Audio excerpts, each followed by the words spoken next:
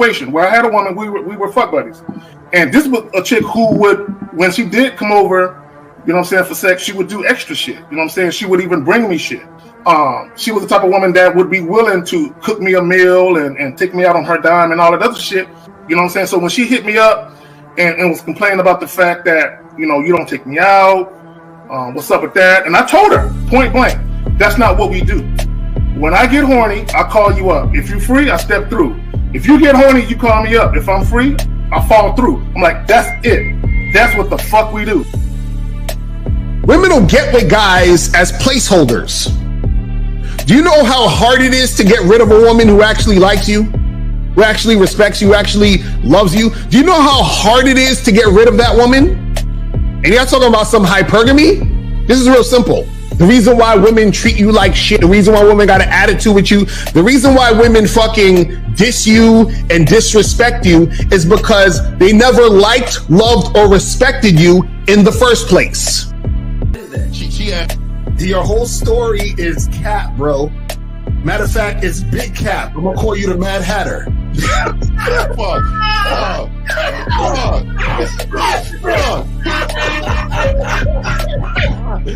Fuck. I don't know why it would happen to me to lie. You guys didn't even know me. Why would I lie to you? Let's say you did. You act like you've never had sex a day in your life, bro. What it is you're lying to yourself.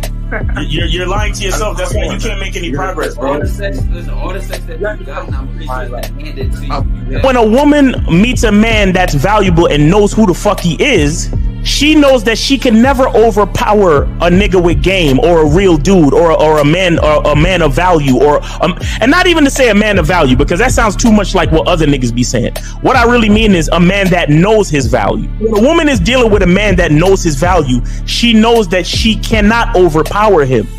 So she ends up saying to herself, well, if I can't beat him, I gotta join him. But when a woman is in a room full of dudes that know they value, she knows that she has to submit. And if she don't submit, she got to get the fuck up out of the room. No matter what level she brings it to, how loud she get, disrespectful or talks fast, you have to keep your cool. You have to keep it on your energy level. So if you want her to be submissive, you want her to be calmed down, you want her to bring it down a notch, you won't yell louder than her. Talk to her like this. Yo, I don't do that. I don't know if you talk to people like that, but that's not how you're gonna talk to me. That's not what I do. And if you want to continue to do that, I will show you exactly where the door is. I will escort you out, tell you have a nice trip, and send your ass right to the gulag. You'll be gone. I don't tolerate that from people in my life. For all you surface dwellers out there and shit, how does it feel following all these motherfuckers on the other side of the streets talking about don't do shit? Well, if you ain't gonna do shit, then why don't you do man shit? Don't run away from fear. Don't dwell in the past. Don't give away your power. Don't feel sorry for yourselves. Don't make the same mistakes over and over again. Don't worry about what people think about you. Why don't you do some man don'ts if you're gonna do a don't anyway? Grass-eating lion. It's sad to see so many men suffer from bitch assness, and the women know there's such at an advantage with weak men. They try to shut me up. This is the part of being a man, is standing on your squares, understanding that nobody's going to move me. I move mountains. Nobody's going to move me off my square. They need to respect your word. There needs to be a shift in behavior when you get home. They need to understand what the deal is when you're around them. There's no such thing as compromise with men. Compromise. You should be fucking at the truck stop. All day. These conversations are obviously too in depth. They're too in depth with these bitches, man. What are we talking about? You're a truck driver. Bitch, I come in every state and I fuck hoes. That's what I do.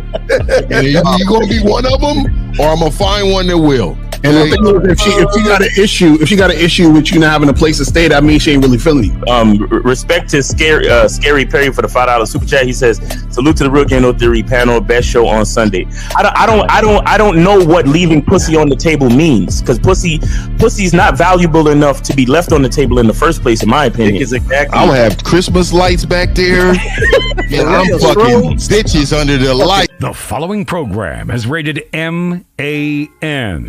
It contains assertive men who are kings of their castles, men who don't make excuses or blame women for everything that's going wrong in their lives, men who don't make the game about women, instead they make the game about the man. So, if you're into theory or use soft, weak-ass words like hypergamy, red pill, no fap, be on your purpose, high-value man, or money, clothes, and status, buddy, you're in the wrong place, and you need to go 2 doors down where the male cuddle parties and circle jerks are going on. This is a man's space. Since the fall of the PUA community back in 2007, most PUAs ran underground because they had nothing to offer.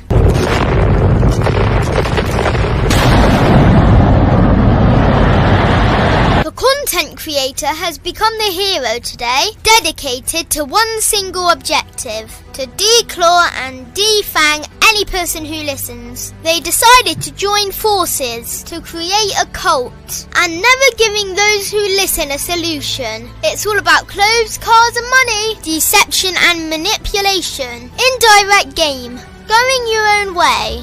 They talk pills and plates. They complain. They blame. Fake it till you make it. I just don't get it. A man doesn't need to lie to meet women. He just needs to learn how to spit flavour in her eyes and in her ears. Thanos broke down the game when he said, "As long as there are those who remember what was, there will always be those who cannot accept what can be." Even in darkness, a man can find light. Sometimes the world doesn't need a group of fake heroes teaching lies. Sometimes the world needs a group of anti-heroes to bring balance, order, and truth to the game. It's time to summon the authentic players of the game.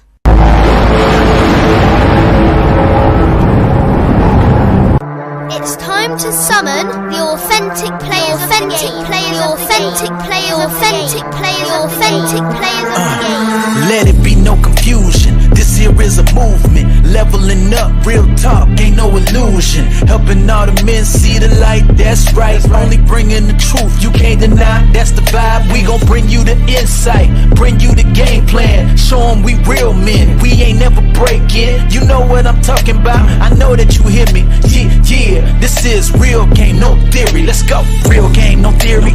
Here to make it happen, teach men how to be men. Now it's time to put in action. Taekwondo and K-Zagging, we got Miles in the building, Mr. 1950 and Steve the Dean Williams, Mr. Lucario and the anti-villains. We gotta keep it real, this ain't about hurt feelings. Speak the truth, gotta say it loud so you hear me. Real game, no theory. They don't want you to be who you destined to be. Real men are necessary, not accepting defeat. Talking the man mindset, and this is the time now. We will never fold, never fall off or bow down. Time to make it happen. We ain't even stressing. So many don't take accountability for their actions. I gotta say it louder if you don't really hear me. Speaking the truth, this is real game, no theory.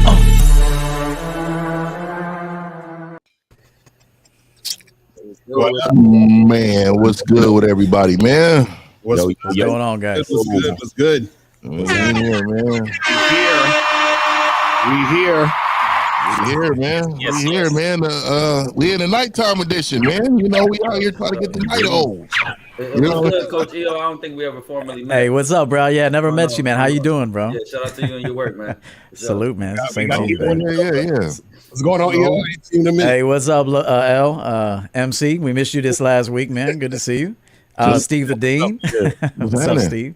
19, and it's good to see everybody, man. Where's K-Zag? We waiting on Zag, man. Zag, he didn't pay his light bill or something, man. You know, we waiting on him or something. But now let's get it started, man. Hey, this show it means something to me. And the reason why it means something to me is because at the end of the day, man, like I was searching YouTube, I think for the past year, right? And on this YouTube space, even in social media, like there's not too much truth being told, right? So like that, how thankful individuals should be for us, right? I really want y'all to think about this. How many outlets out here are saying, men, we have to take control of our lives. Right. We have to not have babies if we don't want to go to the courthouse, right? We gotta pick the wives who are going to be on your program, right? And follow your instructions, right? How many times do we hear men that just sit on national TV, YouTube, and complain about everything with their lives? I never thought that was manly. So what I wanted to say is, man, I appreciate you brothers on this panel. And I got a couple more outside of you gentlemen, but to be real, like it's not too many men. So what I want to do is really quick is I want you guys, we're going to start from the bottom. We start with you, EL, but what I wanted to do is really quick is I want to open up by what these individuals that we talk to on a regular basis, what they should be thankful for, what we've given to this culture, what we've given to this world. What should they be thankful for?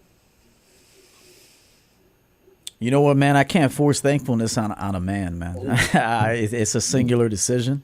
Men have to make that decision. You guys do a hell of a job out here. We all try to do our thing in in different ways. Although we all share commonalities. But one thing I always say is I can't save a man. I can't save a woman. Only you can save yourself.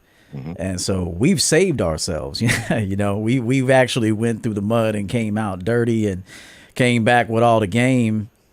And now we teach the game, but we've been through it already, and we're still going through it in other ways. New things we need to learn. We're learning it every second of the day. And so I tell guys this, I'm thankful for what I'm thankful for. It's personal to me. But you men have to decide that on their own. Women have to decide that. What are you thankful for? But the one thing I will tell you about gratitude is that it has to be a routine. It has to be intentional.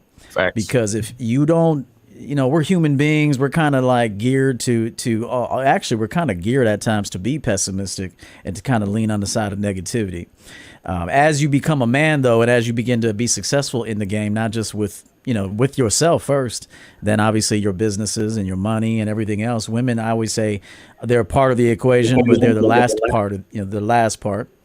And but the thing is you have to practice gratitude. It has to be intentional. It has to be on the schedule. Like you literally have to take time out and say, I got a great life, and I'm grateful for people that are in it. I'm grateful to be with you guys tonight. 19 hit me up and said it'd be nice to have a reunion show. Yeah. And the first, honestly, the first face that popped in my head was Steve's. And I said, okay, I'd like to it'd be nice to see Steve and Lucario and everybody else. So, I'm grateful for you guys. I'm grateful for tonight. I'm grateful for the work I put in my life, which I'm an exhausted man, but I'm an accomplished man. And, when I prosper, so do those around me. So remember, when you come up in the game, don't be selfish about it. There's an element of selfishness because, you have to put yourself first. But, make sure, people around you should come up when you come up. That includes your women, too. Facts. Real shit. I did. We go, let's go Miles. Let's go Miles here, man. Let's just do Miles. Yeah, well, man, on the masculine identity membership, I got a whole video about how to be grateful. And like EO said, I provide a action, like a daily action, a daily routine to reinforce gratitude. You understand? So I definitely understand that notion of, gratitude must be voluntary and it must be routine. It must be a part of your choice. You understand? And the other day I was having I was on my Discord and I was reciting lyrics to a Bob Marley song. And then one of my people on the Discord mentioned another thing that Bob Marley spoke, which is also a like a passage from the Bible somewhere. I don't know all the numbers and shit, but it basically goes, who the Lord blesses, no one can curse. You understand? Okay. Now, what people don't see, and this is why I don't claim religion necessarily, but there's so much game in the Bible. Niggas don't know. There's so much game in the Bible, period. But the phrase, who God blesses, no one can curse, right? It's not, see, a lot of people, because they're reactionary, because they have they don't take full responsibility, they're not fully aware, and they're not, and they don't have a certain level of autonomy when it comes to the game, when it comes to life. They look at that phrase, who the Lord blesses, no one can curse, right? So you know what they do? They look at people who are doing well. You understand?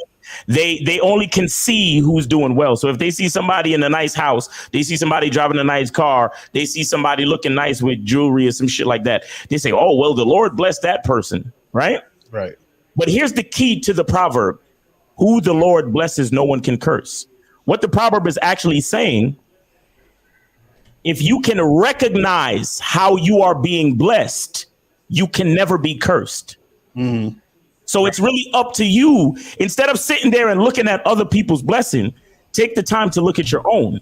You understand what I'm saying? So as we come into this holiday of Thanksgiving, and all of this stuff, it's like, take the time to recognize your own life, what's going on good in your life.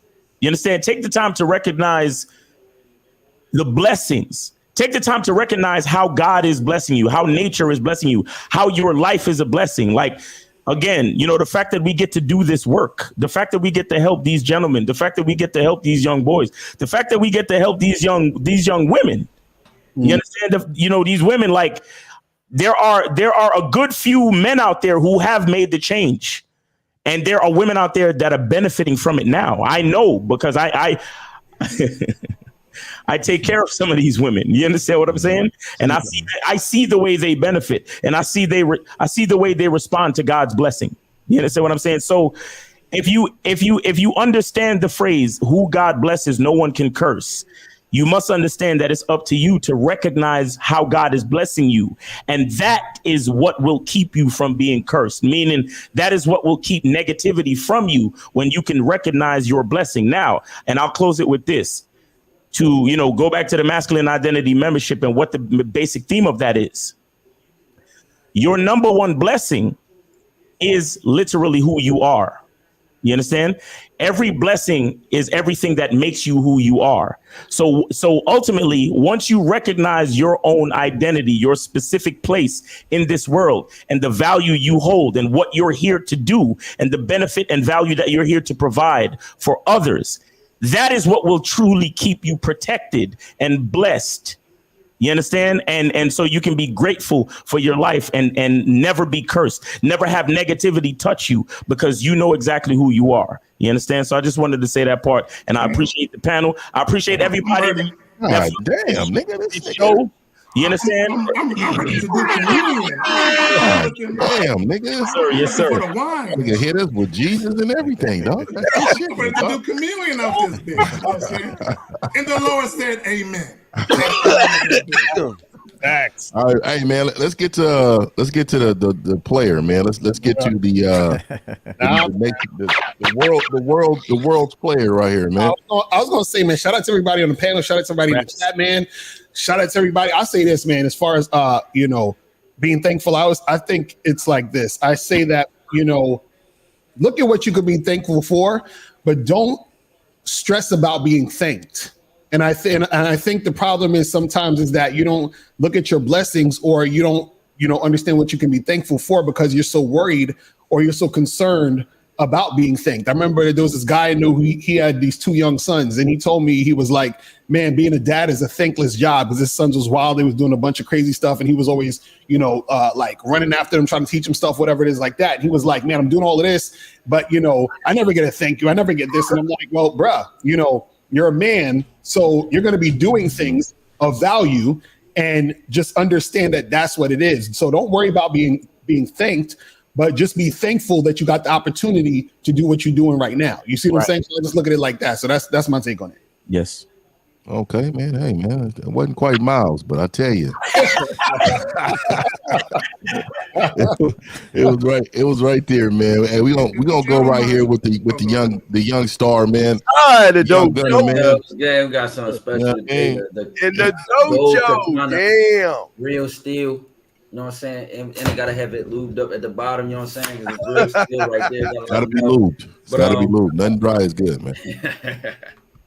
All right, but listen, it's kind of hard to follow up at the Miles. You know what I'm saying? You get that Martin Luther King speech, so you got to go up there and say who you are next.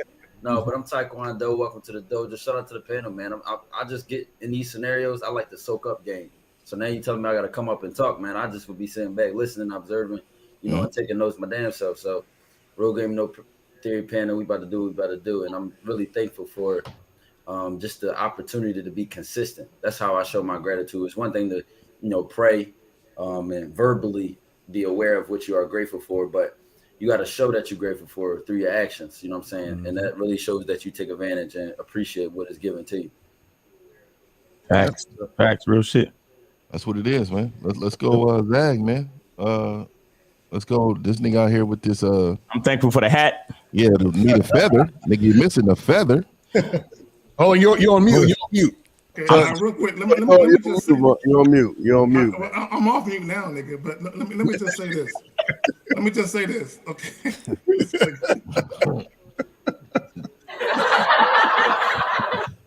Let me just say this. Being a man of distinction, being an honorable man of integrity and dignity is a thankless job.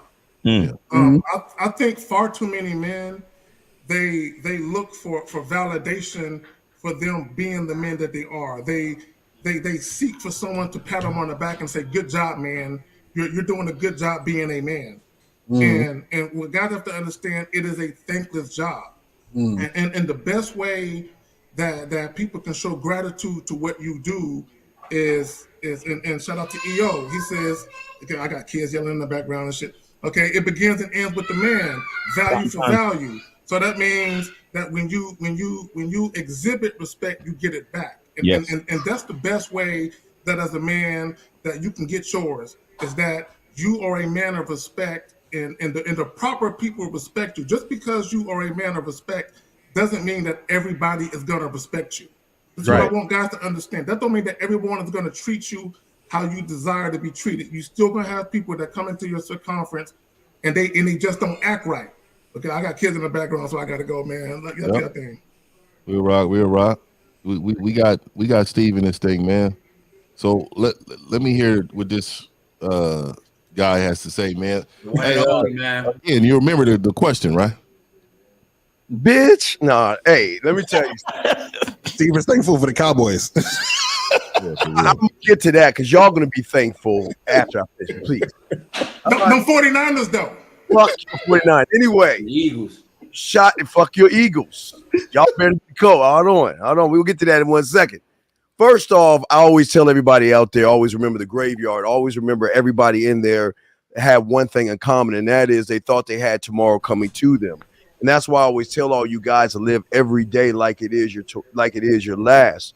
And what is so thankful is, another thing I'm thankful for is that going around and be able to lucky to find a bunch of independent men who are independently thinking for themselves, to be able to come together and share with all those out there listening their mindsets of not their mindset, but how to unlock your mindset and make you a better man if and when you choose to be open to the information. So everybody out here has done things, and I'm thankful. EO has a book out. Fucking Lucario has a bushel of fucking books because he got the Black Friday, and EO's got a Black Friday. So y'all is a hustler right there. That nigga, I seen the Black Friday. Yeah, they got Black Friday. Nigga. I haven't had a Black Friday on my book yet. Hey, what my book? Oh shit, Steve! I didn't know you had the book out, man. That's what's up. All right, I'll get that shit. That's not a book. That's an encyclopedia. You can get out somebody that you can know. I'm thankful because you know what? What one learns from other men is that you ask questions and follow pathways. And every man on here, what makes every man great, is every man looks to other men and asks questions on these panels. We are all equally men on this panel, and you guys out there listening should really be thankful to these men right here, because you know what? They take their time. They're busy. They're doing a million things, but you know what they do? They take time to sit and talk to you guys and share information that is not on YouTube at all. We're a small group, a little individual group of people that have big, large thoughts and mindsets that can help each and every one of you. So last thing I want to say is also, all you losers out there, you get to be thankful tomorrow because you get to watch my team play on Thanksgiving while you're cooking your fucking turkey. So you're welcome, everybody. Go Cowboys. Fuck the Eagles. We beat the Bears, and 49ers will see you in the playoffs. I really want to see that, man. Let me get busy, man. I know, hey, you know, we all a little different, man. So I'm going to say this, man. I need these bitch ass niggas to thank me. Okay. so let me tell you why. I done saved a lot of fucking lives personally, dog. And I'm telling you, I done got the bitch out of them. I'm talking about the internal buried bitch that they can't even project themselves as a man. They can't even defend themselves verbally from regular men and women in normal day to day. I'm gonna keep it real. What they really thank me with is change. Yeah. All right. Because what I ultimately want is I want them to be able to transfer this information to their kids. And I feel like I am a part of change. I'm a part of a community that's helping the future get better. Because, you know, I got kids, so I don't want my kids around a whole lot of bitch assness, right? Right. It's going to happen. But unfortunately, it's not enough of us.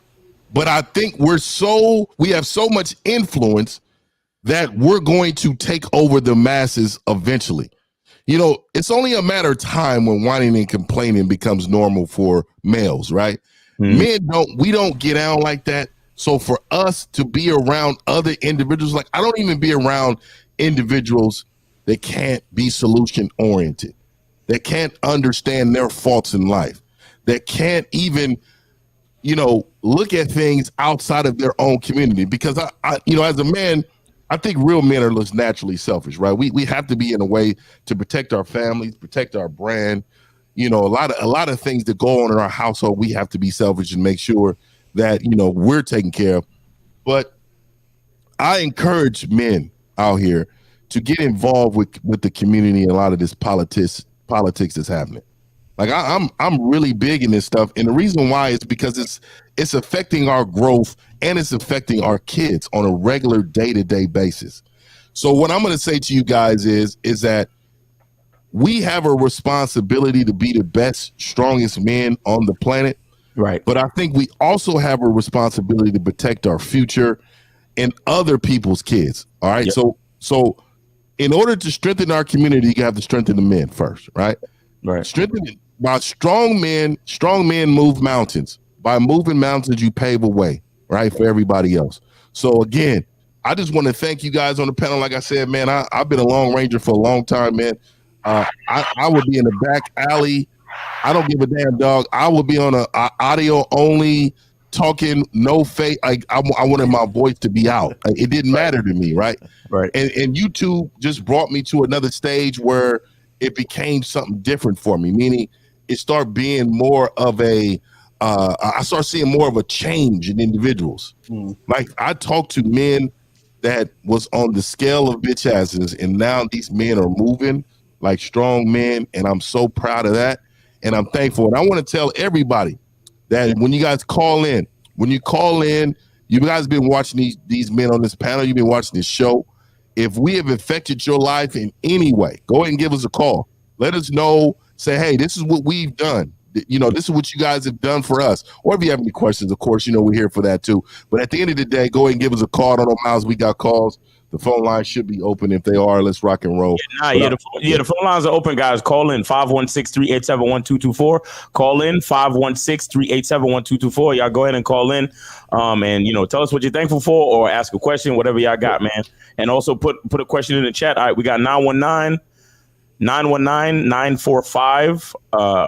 You're on live with the Real Game No Theory in prime time. Let's get your name, age, and city. How can we help you? Yes, my name is Tyler, age 29, Greensboro, North Carolina. All right. Yeah, so first and foremost, I wanted to shout out everyone on the panel. Big shout out to EO, big shout out to Ty. It was really good to see you guys on the panel today. I just wanted to say how thankful I am for the thin threads in life, because if it wasn't for listening to EO first and foremost, I wouldn't have known any of you guys. And wanted to really say how thankful I was to just have the chance to listen to the wisdom and the knowledge that you guys spit every Sunday. And again, I was just really grateful to see all 7 of you guys. I was really excited to hear the announcement that Steve did a couple nights ago that you guys were all getting together. So I just wanted to say I'm excited to hear the rest of the night. I know I'm in for a treat. Yes, sir. Yes, sir. Appreciate you, man. Appreciate you. That's what's up. All right. So we got 802-802. You're on live with the Real Game No Theory in prime time. Name, age, and city. How can we help you? 802-802. Speak up. It's Franz. I'm from Vermont. I'm 35. Yes. Yeah, I'm here. All right, go ahead. We got you. Franz from Vermont. You're 35. What's the question? Yeah, 45. Yeah.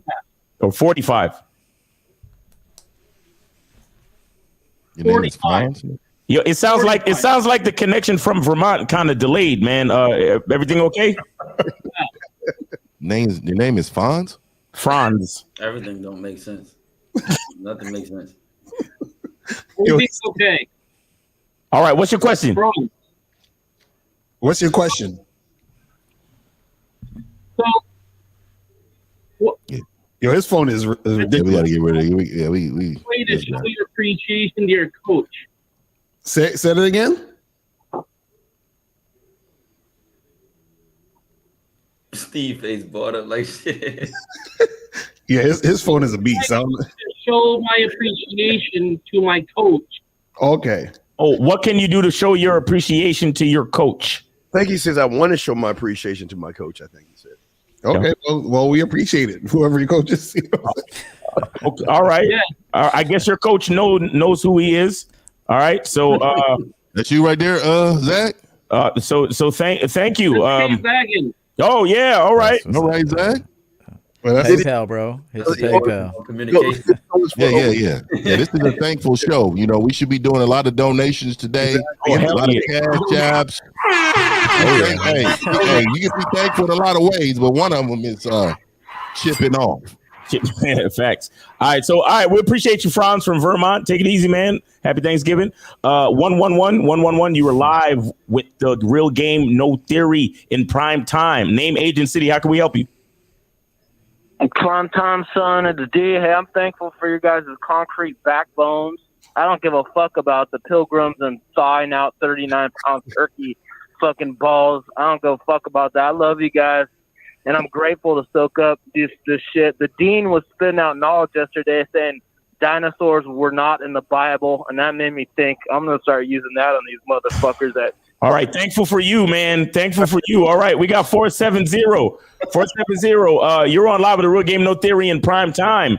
Let's get mention the great beast in the Bible, though. The great beast. Go ahead. Let's get your name, age, and city. How can we help you? 470. Go ahead.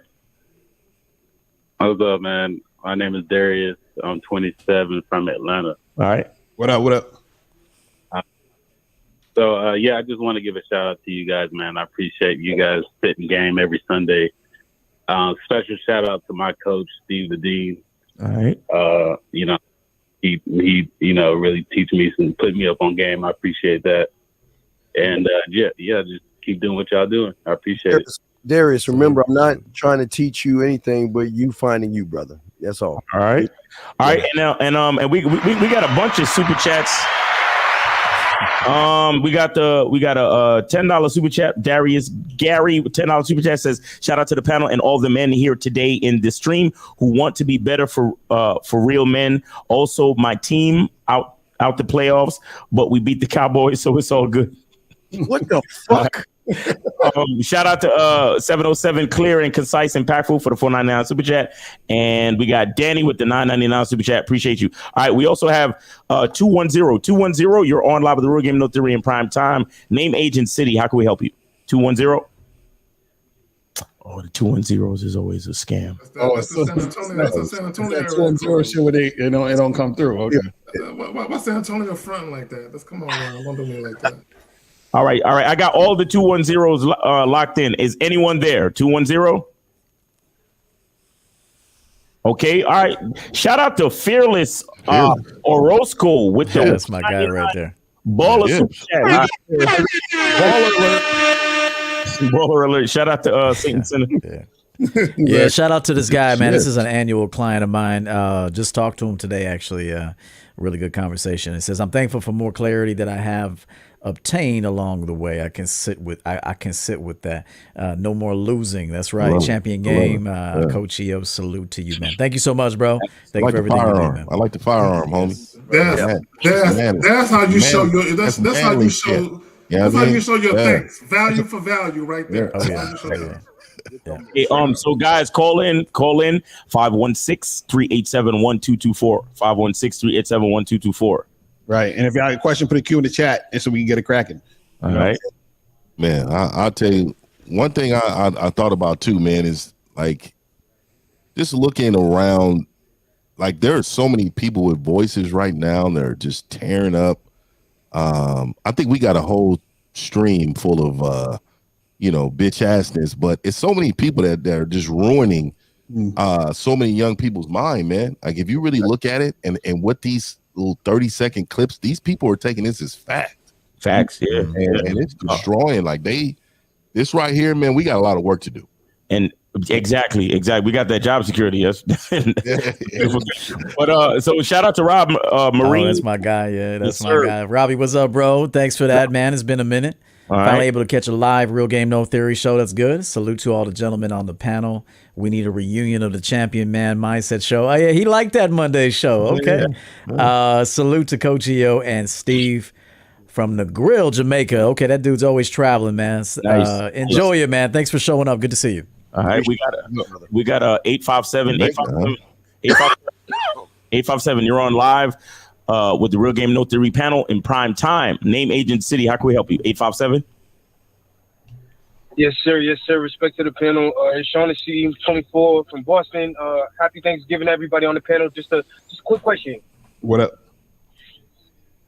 Yes, sir. So it's basically kind of directed to Steve. Mr. Steve, you did have a video going back not too long ago, and the video stating it's not your fault. So how is it your man's fault? Did you change your mind? Is it not whose fault and what, sir? You said it's not your fault. It's not your fault. It's not your man's fault. So did we change our mind on that, boss? It's not your fault. It's not your fault. It's not your man's fault. And what do you give me more context on it? I'll be able to help you. What's the question? What was said? So basically, in one of your very, very famous videos on YouTube, and it's not the man's fault. What was the video about, though? What was the video about? It was the most views you got. You got 1 million views on it. No, but what was the video about, though? No motherfuckers gonna be view watching. But what was the context of the video? Because something you have to think about what the context is as far as what was happening in the video. What was said? So was I talking to women or men? Who was I talking to, sir? Well, also, Steve has been on YouTube for quite a while. So you're talking about a recent video or an old video he did when he first? I still got it stored here. I'm just trying to give him to give me more clarity on it. What is the video? Yeah, I'm talking about a video I seen. I'm talking about a video that got me hit to the whole manosphere thing. Basically, we're not in a manosphere though. We're not part of a manosphere, sir. I think he's asking for context of what was said in the video that prompted this question. Yeah. So what was the context of the video that has you asking this question? Well, context of the video, it was basically telling the man how he should live, how he got to do his own thing in the world. And you stumbled and said, it's not always the man's fault. It's not your fault. It's not always the man's fault. It's No, not your- I get it. I get it, Steve. I'm what he said.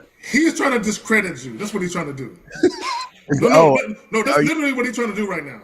No, that's what he's doing? Don't poke the bear, Carla. He can call it discredit. He can call it discredit, but that's not what he's doing. No. What? Okay, but what is that? What is the question of the question?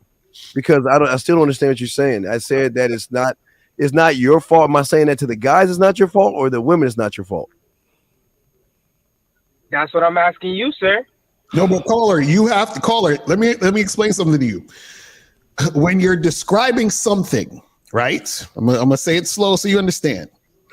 You said that somebody said something. Like you could say, yo, there was a video you said to punch a chick in the pussy. I'm gonna be like, well, what was the context around that? I've actually question. To add some clarity. Yeah. Steve's number one video was posted 14 years ago. He's asking him about something he said 14 years ago. Carla, you should just make a statement or a question that is relevant to right now. And then you can get Hold on. The video was 14 years ago? 14 years ago. He went back on YouTube 14 years ago. That was like the first day YouTube came out. He went back to day one on YouTube. I barely have enough time to watch my fourth card, bro. Fourth card. Just tell us what you're thankful for, homie. Yeah, what do you think? Well, I'm thankful for my life and everything I get, but y'all got to answer these questions, man. No. Caller, you haven't even told us what the question is. Exactly. Asking you in what context was it? What was the context of the video? Caller, hold on. Get your thoughts together. In the meantime, we're gonna shout out these super chats, right? So we got J Dub with the 1999 super chat. We got the beautiful Renee Louisiana Red with the 1126. She says, thank you for all you do. MC Essential with the 999. He said, thankful for the red pill. Thankful for the red pill because it showed me what not to be. Thank you all for what you do, especially you, Coach EO. We got it's a dope comment. We got Fair Soul 85 with the 999 super chat. He says absolutely grateful. Absolutely grateful for you, man, with the fire emojis. All right, caller, can you please provide context for your question? And Scary Perry with the $5 super chat as well. Can you provide context for your question? And can we get more people to call up so I could so we can make it happen. Yeah. Real quick, let me just shout out a couple guys on my side real quick. Just CS for the $5. Thanks, bro, for that super chat. CS and Enrique Gomez for the 20. Salute to the panel. Thank you for your wisdom. Thank you, man. Real quick, shout out Joe Blast. Yeah, I got it. Yeah, Joe Blast. Yeah. And bro life with a $5 super chat. Hey, caller, you better have a good question because these super chats are coming in, bro. Yeah, this is the last question I just basically got right here. All right, go ahead. If it's not always the man's fault, we got to start preaching on it like it's always the man's fault. Okay. Oh, wait. That's the question. There it is. All right. So now we're the victim here, right? Now you're the victim here. So you want me to call you and give you some warm milk and shit and tell you it's not your fault because you're a fucking loser? I mean, I don't understand something. What do you want me to tell you? That is not your fault. You want me to tell you that? It's not your fault that you can't get pussy. It's not your fault that you go around and kiss women's asses. Okay, is that what you want me to tell you? Oh, wait. No, guys, please allow me. Allow me to help him to show him what isn't his fault. You know what, sir? It's not your fault that you go on dates and you can't even keep a woman's attention. It's not your fault that you go and pack up all her shit when we go over there and kiss her motherfucking ass. He done got it started. It's not your fault that she calls you to put up the fucking pictures that EO and Lucario knock down all the time. It's not your fault that she has a shoulder to fucking cry on and all the other shit. Are you sure? You happy now? That last black man needed a taper so bad. See, let me say something. An upliftful, positive show, but see. Let me say something to the caller. Let me say something to the caller. Okay, we all know that in any relationship, everybody is culpable for all the negative shit that happens. But even though the woman is culpable for her ill behavior, you can't blame her for that because you invited her into your life. There's a saying, caller, if you get stabbed in the back, you gave her the knife. Mm-hmm. You understand that, right? Right. So as a man, look, I want you to understand something, caller. You can say that this particular woman, yeah, she foul, she dirty than a motherfucker. You can say that. She is culpable for the shit that she did. But you also got to say, but I put her in a position to do that foul shit to me. Facts. You understand? No shit. You know what? I'll add on to that real quick. He just asked one question. I'm out of here. He asked one question. I'm out of here. Let me tell you something, caller, real quick. Actually, let me tell everybody this real fast. I'll make it fast. I want you guys to study your intention when you call in a show. Facts. You know, like because there was an argumentative energy when you called in. It wasn't like you were just trying to get clarity from Steve. As the gentleman, somebody pointed out, you were looking to prove him incorrect or inconsistent. And so one thing that men need to stop doing is bringing argumentative energy to the table. Now, if you genuinely need some clarity, then you come with some respect and say, yo, there was a video you made. Can you give me a little bit of clarity on that? Because right now I'm learning in the game. So just really study your intention, your intention when you deal with men, when your intention when you deal with women at all times. Do that necessary introspection. Right. That's no truth 14 years ago. That's more so just the soft side of you, boss, because I was not coming in any type of crazy at all. No. Words. Like when they, they use certain. He's still at it, as you can see. He's still at it. Yeah, He said. Yeah. Well, I don't even mean to be rude. I don't even mean to be rude. You know, we know how to talk to men, right? So let me tell you. My grandfather used to say, "You talk to men like you got a gun in your head." And the reason why is because you don't know what's going to transpire after you say what you're going to say. You talk to them with respect. Right. You know what I mean? Because you don't know what they're capable of doing in that moment. See, when you use words like soft and stuff, like most of those men, you're not going to say that personally in public. Fact. You talk to a man like you got a gun to your head. I'm telling you. Think like that, bro. That's crazy. That's wow. See, what the caller was trying to do is he wanted Steve to say it's okay that it's not his fault. That's what he's really looking for. That's what a lot of guys are looking for. They're looking for you to say things that sort of like go with the excuses that they have. You see what I mean? Instead of actually I just wanted clarification. Right, but that's what I'm saying. If you want clarification, then it is up to you to deliver what the context was. You see what I'm saying? You didn't come with the context. So you can't just pick out something and then be like, well, what did you mean by this? Well, what was I talking about? What was the name of the video? What was the context of the video? Once you say that, then I can clarify what I was saying. I can't clarify what I was saying if you don't give me the context. Well, see, and on the real Lucario, what he could have did was he could have said, hey, I watched your video 14 years ago and you said this. 14. But now your talking point is this. and he could have searched for the connection. Right. To get clarity whether or not he was contradicting himself or whether or not he was saying the same thing in a different way. Right. But like EO said, he came with the energy of, I'm going to discredit you. A woman. Yeah. And keep in mind, when I made that suggestion, I don't care if you ever come up in the world. Like, I'm just being real. I personally don't care if you do good or do bad because that's on you. You know, you got to make those decisions. But as a person on a panel giving suggestions, I think it's important that men. I don't expect women to do this shit. I expect men to do this shit. Study your intention. Study why you even want to ask this question. What benefit to you? Fuck Steve, fuck EO, fuck Lucario, fuck all. I mean, I say this with respect, but fuck what we got going on. Right. What do you have going on? And if you're going to utilize us for 2 hours, make sure you ask us a question that's going to benefit you today. Right. Well, and real quick, EO's right. Opportunity. You had an opportunity. You got 7 fucking sharks right now that can change your life right now in a different way, and you chose not to do it, big dog. Exactly. Caller, hold on. Hang out. Now, caller, hang out, caller, hang out. Just stay right there if you want to stay right there. Let me get some more calls. All right, so we got 747. You're on live with the Real Game No Theory in prime time. Name, age, and city. How can we help you? 747. 747. Yeah, hello. BE, appreciate the super chat, man. All right. Hang out 747. We got 111. You're on with the Real Game No Theory panel in prime time. Name, age, and city. How can we help you? Of reality. All right. All right, hold on.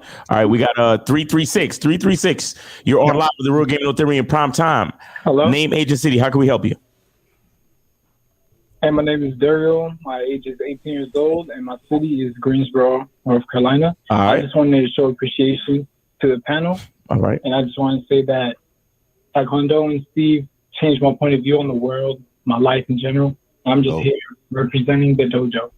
That's dope. Let me say this real quick. That's dope. I'm glad we grabbed you at the ripe age of 18. Yes. There's a lot of bullshit on YouTube where they grabbing you niggas fresh out of high school and they teaching you the wrong way. Yeah.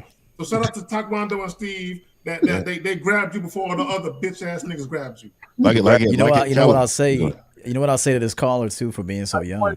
Is shout out to you, caller. Shout out to you, caller, for actually picking Steve in Taekwondo. You could have picked a slew of different dudes, kicking, this fake ass game you hear out here. So you actually, on your own, gravitated to some real shit. And so salute to you for that too. Good job. And I want to throw this out there. I know this is a little, it's coming from left field, but he said he's 18 years old. And it's amazing how, let me tell you how you men need to really focus on legislation, right? You can, in California, you cannot buy a gun until you're 21 years old, but you can go to the military and go to war. It's amazing. So I just wanted to throw that out there, man. You men really need to, like you young men especially, you guys got to dive into this politic world.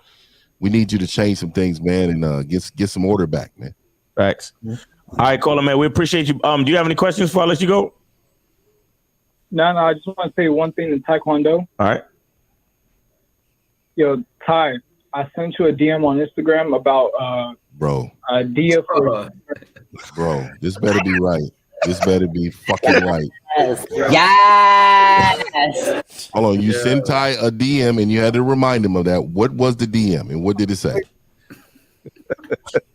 That's all I wanted to say.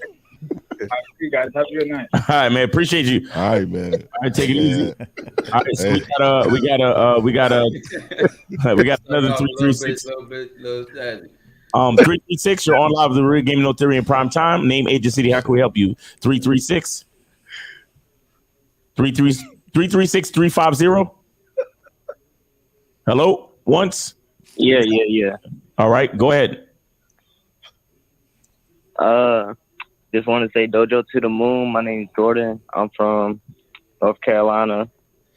I just got a question. All right. What's your age? What's your age? How do you figure out? Yeah. How old are you, bro? Real quick. How old are you? 17. Oh, he a good 16 game. Wait, hold on. How old are you? 20. 20. All right, go ahead. Your question, go ahead. How do you figure out what you want to do in life? How do you figure out what you want to do in life? I'll give you a hint, Colin. Let me ask the caller. I talk one. You got it. Ask the closest person to you. So easy. Just walk to the nearest bathroom. It'll be this silver thing standing like about 5-6 feet above the ground. It'll be called a mirror. And go ask that man, what do you want to do in life? He's the only one that has the answer.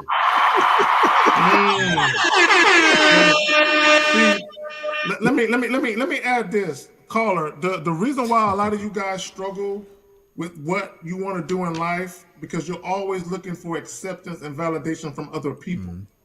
So whatever you do in life, you want to make sure it's in accordance with what they would want you to do. Right. If you said "fuck all y'all, I'm gonna do me," you would never ask that question. You would just do you and say "fuck everybody else." Right. Yeah, I don't think men do like doing me is not a man word. I mean, we don't be. Well, can I ask the caller? Some caller. What do you do for a living right now, sir? I I basically just work a job. Okay, that means you're like have a high school. Right. So that means that you're probably 2 years behind your graduating class. I always tell you, dog, that what's very important you must understand is that when you blink, you're 20 now, you're gonna blink, you'll be 27. You'll blink again, you'll be in your 30s, and everything's gonna move very fast. So what I'm saying for you, if you were my kid, if you don't know what to do, get your fucking ass in the military. And I know you don't want to hear these things, but if you want some structure, you can travel. You'll get you have to worry about a living situations. You get 3 square meals. You get paid, and you get to learn the craft, and you can go to college all in one fell swoop. And they'll clean the vaginal words up too. Yeah, they'll clean that shit up. But that's what I agree. Yes. And I'm gonna say this real quick. I'm gonna pass it to you. I'm gonna be brief, and I'm gonna piggyback off what Steve said. If you lack any sense of direction, if you have no discipline, and you're still young, and you're still kind of in between, should I go to college? Should I not? Join the military. You'll get the GI Bill. You'll get money for college. You'll get the bonus that you sign up for, depending on whether or not your ass is actually smart.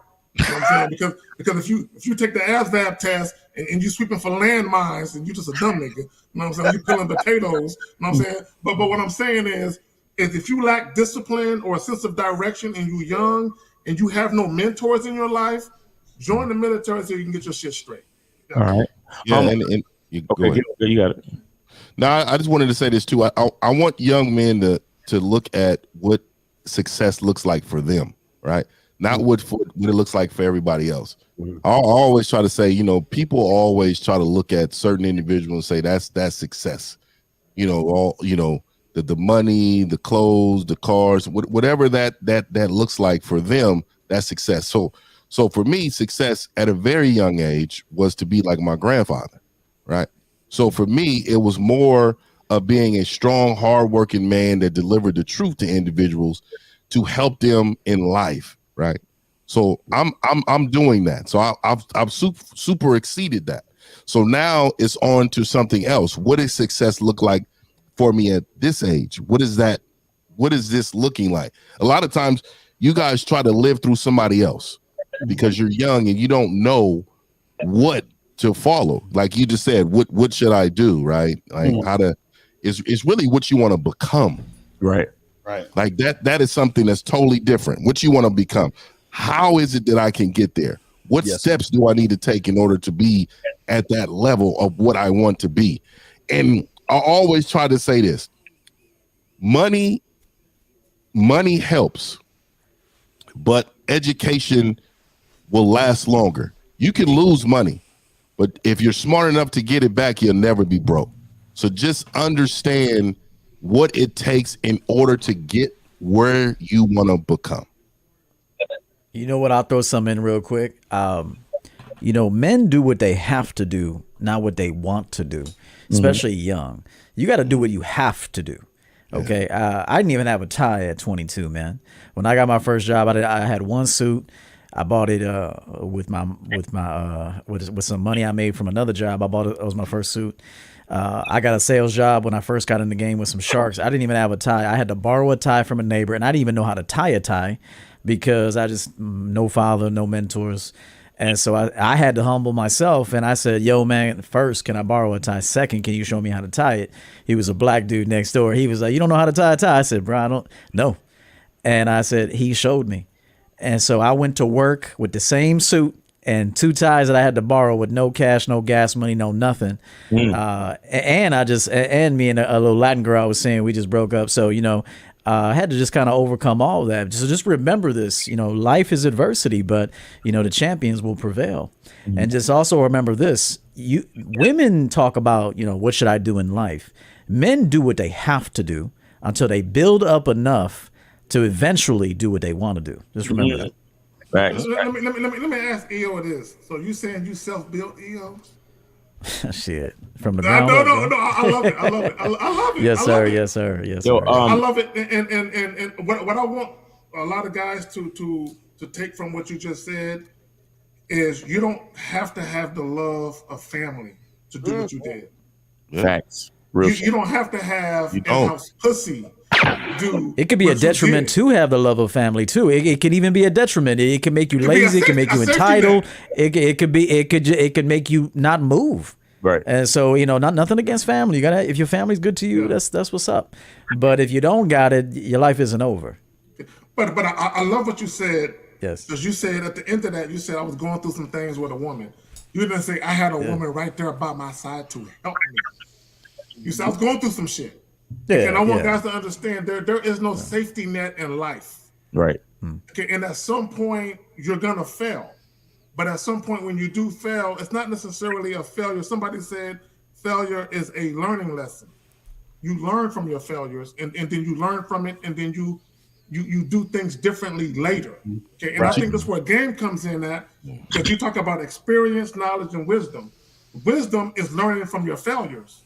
You know what I'm saying? You have to fail before you can succeed. Yeah, I don't fail too much though, man. I'm a winner. I don't feel too much. Always blowing up the spot and shit. I'm gonna keep it 100, man. I like I'm that a winner, man. Caller, listen. Is there anything that comes easy to you? Like anything that you do every day that you just do it because you love it and it comes easy to you? Yes, there's plenty of things I love to do. So skating, like roller skating. Roller skating. Roller skating. I love doing it, but I never thought You got what color are your roller skates, bro? No, what kind of shoes is he wearing, Phil? No, I just want to hear the color of his roller skates. What color are your roller skates? Green. Green. Are they light green? Are they neon green?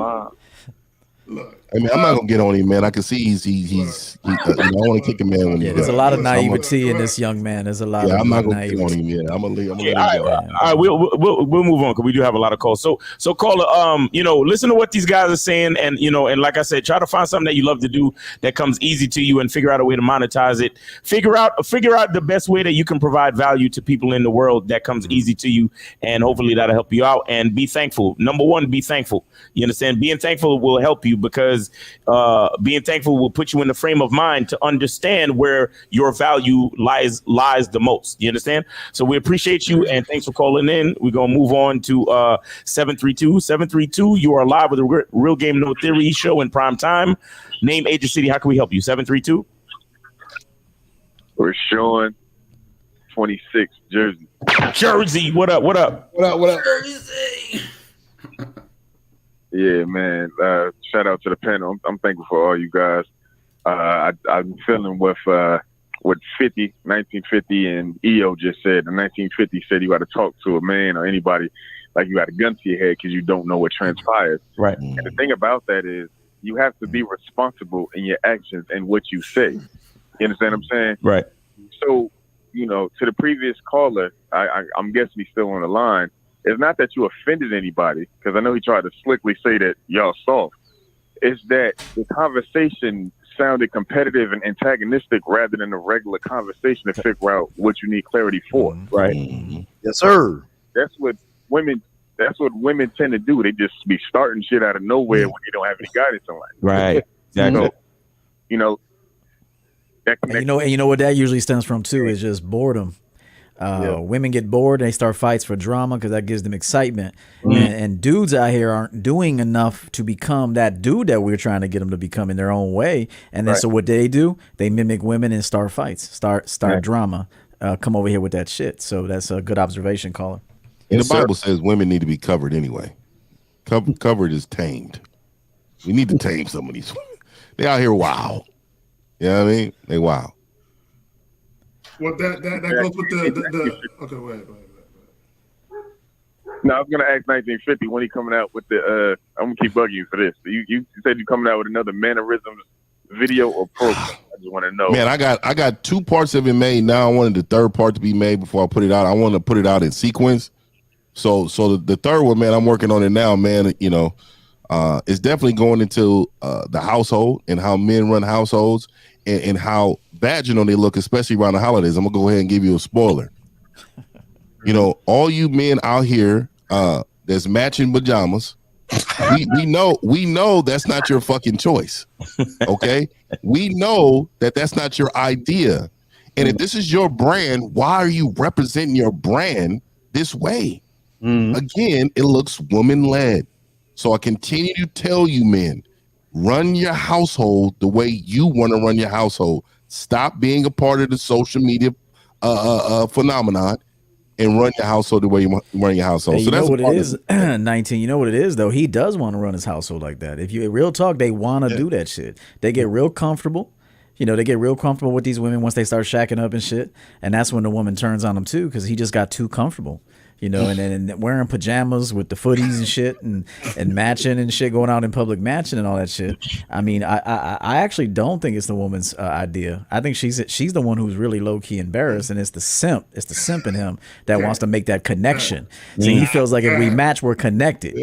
And so it's the man that wants that shit, bro. It's the man that wants that shit. That might be some real shit when niggas wearing ones with the ass out. You know what I'm saying? Because they want to appeal to the woman. I'm vulnerable like you're vulnerable. Right. We're one on that type of shit. All right, Rashawn from Jersey, man. You have anything else? Oh, Mr. 1950, you saved my life. I didn't know that baby showers was feminine, so now I know. Don't ever. You didn't know that? You know what? Back in the day, what baby showers used to represent? It was actually for the rich people never did baby showers. It was for poor people in the neighborhood that could not afford the child. Right? So everybody in the community used to bring gifts to help you afford the child. Right? That was one. Men was never a part of that. Men celebrated births of kids when the child was here. Cigar. Congratulations, brother. Bring him something here. Here's some money. Here's help out with whatever. That's how we did it. It was called a gentleman look. But now it's become vaginal. Right. It's become really women driven. Now they got a co-ed one. You know why it's called co-ed? You know why it's called a co-ed baby shower? Whenever you got to say the word co-ed, what does that mean? It wasn't meant for it. Right. It wasn't meant. And all of a sudden, you bitch ass men started embracing it. We're popping pink balloons and blue agenda Unisex reveals. is another one. Unisex is another one. I'm telling you, man, it's fucking for a man or a bitch. It's My Little Pony behavior. I'm telling you. Let me tell you something, and I'm gonna say something that's gonna offend a lot of women. If you're giving birth to an illegitimate child and you're not married, you don't deserve a fucking baby shower. Yeah, that's just how I feel. I just say you know, it's for broke people, dog. That's what it was. It's for poor people in the community, and people didn't know that, and they still celebrating it to this day. All right, hey, Rashawn, man, you got anything else for us? I'll let y'all. All right, man, we appreciate you. That's it. Have a good day. All right, happy Thanksgiving, man. You be safe out there. Take it easy. Let me see if I could get 747. You on live with the Real Game No Theory in prime time. Name, age, and city. How can we help you? 747. 747 once. Better now. 747. Hello. Yeah. Yeah. What? All right, we good. I mean, y'all don't forget these super chats out here, man. Y'all don't forget these donations, man. This is a thankful show, man. Go ahead and kick down if you got it.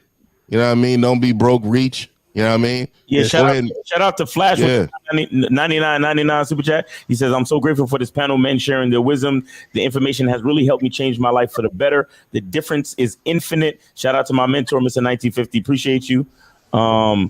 Hagen with the 99.99 super chat. He said, beyond grateful for specifically Steve and the rest of the panel. The knowledge I've attained and continue to attain about myself is indescribable. I can't put a price tag. You see that? I can't put a price tag on this information because it's truly invaluable. Thank you. You know what I'm saying? It's fire. He said, with the $100 super chat, he says, finally able to catch a live Real Game No Theory show. Salute to the gentleman on the panel. We did a reunion with the Man Mindset show, the Champion Man Mindset show. Salute to Coach EO and Steve from the Grill. Oh, yeah, we got that already, right? Yes. Already. All right, cool.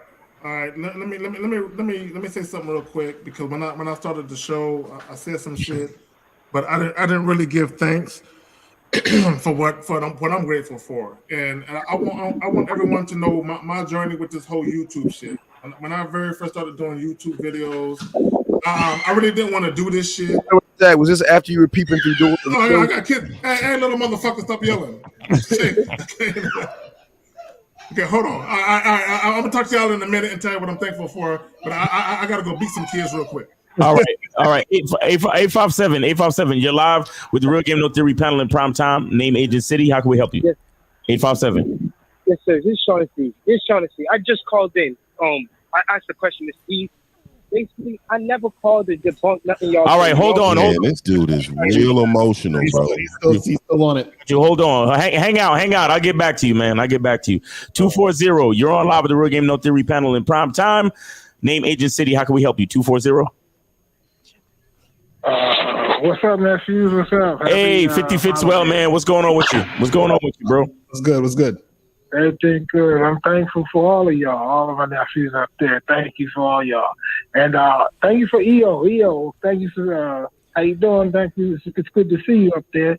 You said a long time ago that caused me to think about what my next move in my career is, and that said that you were going to go out on top like a champion. Mm-hmm. And that's what I had to look at. You know, I've accomplished a lot, and I have to know when it's time to go out. And that's the wisdom that a champion has, to know when to go out on top. So, EO, bunch of cigars to you for that. Yep. Thank you so much, man. That was something that was tight there. And Mr. 1950, I'm wearing some 1976 motherfucking British Walkers now. All right, so, I hope they in the man color scheme, man. That's all I ask, man. Just make sure they manly. That's it, brother. Love y'all, man. Yeah. I appreciate that. You. Yep. Appreciate that, Unc. We got Antonio Wing Chung with the $2 super chat. He said salute to the panel and Lucario Miles. We got Niji Lee with the $9.99 super chat. All right. We also have 603. You're on live with the Real Game No Theory panel in prime time. Name, age, and city. How can we help you? 603. Name is Hagen. Age is 22. City, Brooklyn, New York. All right. Yeah, Hagen. You also sent in a super chat, man, right? With the $9.99 super, yes, the $99.99 super chat. We appreciate you, bro. All right, go ahead with your question, man. Thank you. I don't really have a question, but I just wanted to come on here and really thank all of you, specifically Steve. I found you earlier this year through actually Ty, through your streams together. Thank you, Ty, for bringing me over here. Honestly, for me, myself, this honestly changed the trajectory for the rest of my life, because it, through everything, just for one way for me to put it, is that it showed me that I can have full scope and responsibility for every aspect of my life, which was something I was missing on and earlier in my life before I came here, where I thought I could only have control of part of it. But knowing through what you talk about in the teachings and responsibility about ourselves, about how we can be accountable and really get the outcomes and the decisions we want for ourselves, and how to get there and come up with our own pathways and how to come up with decisions for ourselves, is really, I'm just so grateful. And I'm so grateful for myself being able to be applicable and being willing to listen and to learn and accept the fact that I don't know everything, and that there are people on this panel who can educate me and help me get to further knowing and understanding myself better. All right. Perfect. That's good, man. That's dope. Hey, that's dope, man. We appreciate you, man. Thank you. Real talk. That's dope, man. We appreciate you. Thanks. All right. We got any more calls, Miles? Yeah, we got a few more calls. But I mean, if you want to speak, go ahead, man. Speak. Yeah. Let me say something. I gotta get this off my chest before I forget.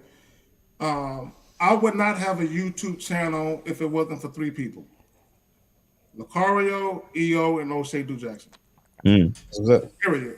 I remember when I first started doing YouTube videos, I would be knee deep on the EO channel, Lucario channel, talking novels. Yeah, talking, Right. leaving dissertations and all that shit on the people's channel, and they both told me, and O'Shea said, "Hey man, start your own channel. We'll fuck with you. We'll sub."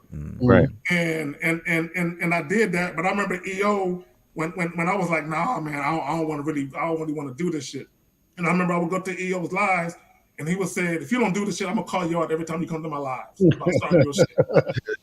So shout out. So I want people to understand that. Yeah. Even though EO and myself might not do videos together, he ain't been a part of the Real Game No Theory panel. He's part of it, but he's not been an active part. But he is a major point or a major reason why I started my shit, as Lucario is and O'Shea is. And then when I started my shit, I was still green. I was still a novice. I was still a rookie. And then Steve came along, and Steve said, "I got you." You know what I'm saying? So shout out to Steve. So 3 people on this panel right now are very instrumental in why I'm still fucking around with this YouTube shit.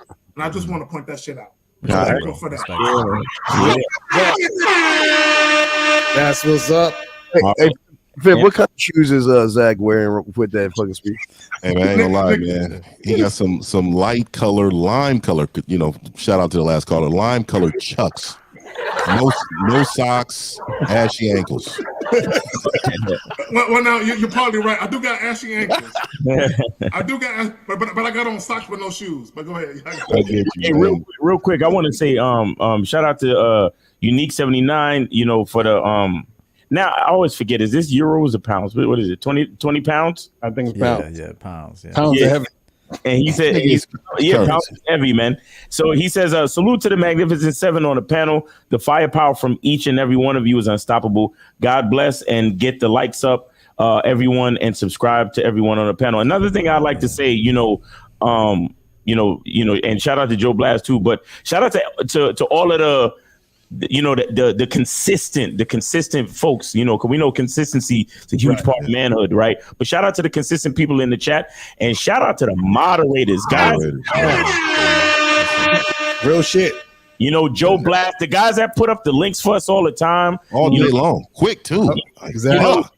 Shout out to the special ladies. We got SNO, we got April. Shout out to the people that really support the movement, stay in the chat, moderate for us, get motherfuckers out that don't need to be in there, all that type of shit, because it's very instrumental in what we do, because we're coming up with the content live right off the dome, you know what I'm saying? And to have somebody help us out, put the the links in there, and to get the nefarious people out of the chat is a very important part of the show, and a very important part of the message that we try to produce. So I just want to say that we got to be thankful for the moderators and for the consistent people that that hold us down and spread our links. So we appreciate y'all for real.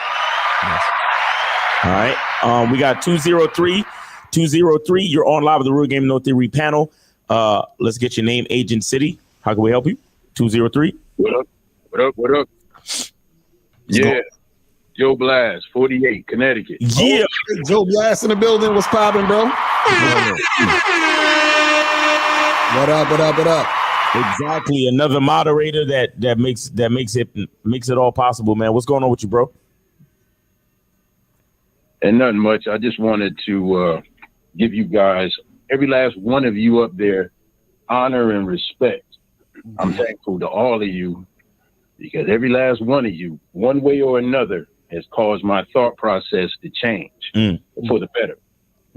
I had a lot of issues with, being too emotionally reacting instead of mentally responding. Stuff of that nature.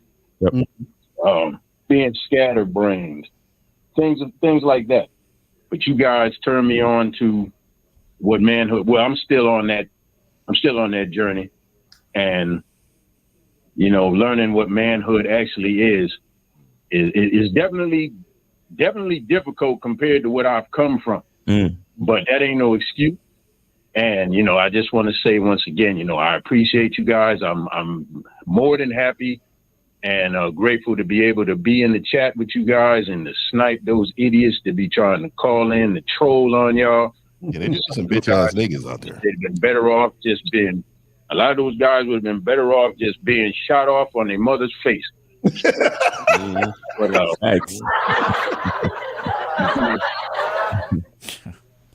happy Thanksgiving to all of you guys. Nothing but love and respect for you. And I'll be here as long as you guys are here. All right. Peace. Yes, sir. Appreciate it, brother. That's what's up. All right, we got 317. 317, you're on live with the Real Game No 3 panel in prime time. Name, age, and city. How can we help you? 317. Yo. It's Marquise. I'm from Indianapolis, and I'm 18 years old. All right, Indianapolis. First and foremost, before I get into my question, I want to say I barely made the cut. one of you guys for the game that y'all provide every single day to me and the rest of y'all community. I really do appreciate it. And to get into my question, I want to ask, how can I be more effective in networking opportunities? Well, question I got to ask you, how effective are you in networking to yourself, sir? Not as effective as I would want to be. Well, I would ask the caller this: when you say networking opportunities, can you be more descriptive as to what you what do you mean? What do you mean specifically? Yes, sir. Like, for example, if I go to like a business conference or just a seminar, and there's a lot of successful businessmen there or entrepreneurs, how can I mix and mingle with them and just create those connections? Or what are the things? Maybe be more specific. What are the things that you guys are keeping inside of your head? Like, what are the things that you guys are that you're keeping inside of your head? Caller. But before you network, right?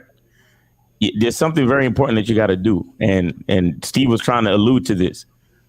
But what's your reason for even being at a networking event? What's your business? What do you sell? What do you do? What is your identity in the business world? What's going on with you? The more you know about that, the easier it is to translate it to somebody else. I haven't started yet. You haven't? What? Wait, hold. What did you just say? I haven't started my own business yet. But what are you going to sell then? Girls networking thoughts. So what are you going to network about? What's the networking for? There you go. Yeah.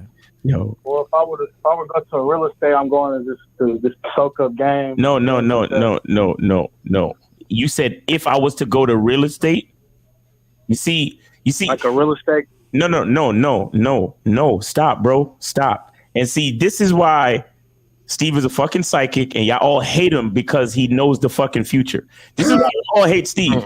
It's not because he's mean. It's because he sees the bullshit he could hear it in your voice. He can hear it in your fucking voice. He could tell where the conversation's going by the sound of your goddamn voice. And that's why y'all hate Steve, because his shiny bald head is like a fucking crystal ball where he can see the shit. How can you be effective in networking?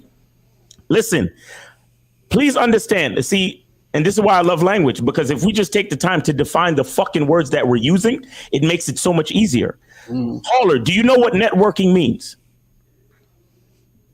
Yes, connecting. Okay, all right, good. Now, for one thing to connect to the other thing, there needs to be some type of structure, some type of defined position to connect it to, so I can actually create the network. You understand? Like if I try to plug something in, if I just cut a hole in a piece of sheetrock, is that the same as me actually plugging something into an outlet that has electricity? Or am I just sticking the plug into sheetrock? What am I doing? You're just plugging it into sheetrock. Exactly. You're sheetrock, nigga. You're sheetrock. You're not an electrical outlet. So there's no reason for me to connect to you. Do you understand that? To further that point, what's one of the best? Go ahead. I'll go after you, bro. Go ahead. Go ahead. No, you go ahead. You're on the call with 7 people that have their own businesses, manage money, make connections themselves. And when he asked you a question, what do you do? What's your business? What's your thing? You said, well, I don't know. You already lost us. Because as us, our time is so structured, scheduled, and efficient and effective. We can smell weakness a mile away. We can smell a lack of dedication and determination from a mile away. And it smells just like that. You reek of it. So on the other end, though, if you reeked of determination, vision, execution, your track record would show it, number one. And then number two, when you were having conversations with these people, they would come quite flawlessly because hustle speak to hustle. It's a language. It's It's a cult. You know, in order to come up, you got to help the dude the person that you want to help you come up first. Right. Right. Okay. Networking actually is how you got to find out who can help you come up and then first provide value. Mm-hmm. Okay. This is what I tell my audience all day. I don't give away free game. I give I give enough free game, but anything additional, you're going to have to go to championgamecoaching.com and book a session. Okay. and so anything additional, because I already give enough free game as it is. Right. And then on top of it, you know, the champion squad, the Hundo clubs and all that, they do, you know, take care of me because I take care of them. See, when you take care of people, they take care of you usually. And so what I would tell you is instead of trying to extract value, first be a man of value to whoever can help you come up. Once they see, okay, this dude's trying to, you know, add value over here. Same thing with a woman. Do you think we're going to let a woman in here that's not bringing no value? She can't network with a woman cannot network with a champion unless she shows me that she's going to bring some value first. Because I've already built enough. This foundation is solid as a rock. And so what, you think you're just going to come in here and just soak up shit? Hell no. You're going to come in here and work. Okay. And once I see that you're working for me, then I can share myself with you. Right. And also I'll say this too, is it's important to understand what you're doing, because we just asked you, well, what's your business? What's going on? You had no idea. So the fact is that because you have no idea, you have no motivation to do what you should be doing, which is something you should already know what you want to do. So what happens is that when we talk about networking, like EO was saying, is that with, like, if you go to a networking party, basically everyone is looking at you like, what can you do for me? Now, what you can do for them, right, would be, it would be correlated to what you can get out of them doing something for you. So it has to be an equal exchange. So now what happens is that if you don't have an idea of what you want, then you don't have the motivation to do anything in order to provide value to the other person. And therefore, you're not going to get any value back. So therefore, it's like Miles was saying, it's like you're the sheetrock. You're not actually, you're just taking up space. You're not really doing anything. You know what I'm saying? So you got to think about doing something first. Then you can actually make, you know, things go with the network. You see what I'm saying? Yeah, caller, it's important that you have to understand everybody on this panel. They don't have to network because they network to the world, but they don't network to the world the way you see it, because most of you guys see from a false perception and a false reality that these men network with themselves, and they network with their marketing team. They network with their blacksmiths to form information that fits them. They network with their culinary school to put enough flavor on what they need to put flavor on to whoever they need to put flavor on. They network with their scribe, talking to their sales. They network with their studio, being able to turn it up, turn it down, and mix themselves in a proper way. They network with themselves, looking in their film room every night before they close their motherfucking eyes and look at, you know what, hey, this is the adjustments I need to make, because I'm not going to be the same motherfucker I am tomorrow. So when I was asking about networking to yourself, that's what we're trying to say. See, you're looking at networking to the world. With these men on the panel trying to show you that the first network you must have is to oneself. Then you must network to the world, big guy. And I want to say this really quick too, because, you know, looking at other people's failures. So like when I started business, you know, I didn't have a lot to go on. I mean, I knew what I wanted to do, but I used the internet like crazy. It's amazing how many blogs and how many people out there just willing to just, you know, tell you about things you can do in the line of work that you want to do, like the way you wanted to create it, the way to organize it. They even have business coaches, right, in order to help you do things, right? So therefore, you work for something, you want something bad enough, then you go get the proper help by paying for it also. But there's so much work you can do with your fingertips. But one of the things I wanted to say to you really quick is I'm hearing you, but I don't hear a lot of let's say structure in order for you to be successful. Right. Like, so you call in with a broad blanket statement, and I get it, you're young. But what I will say to you is that you really have to do research on what you want to do.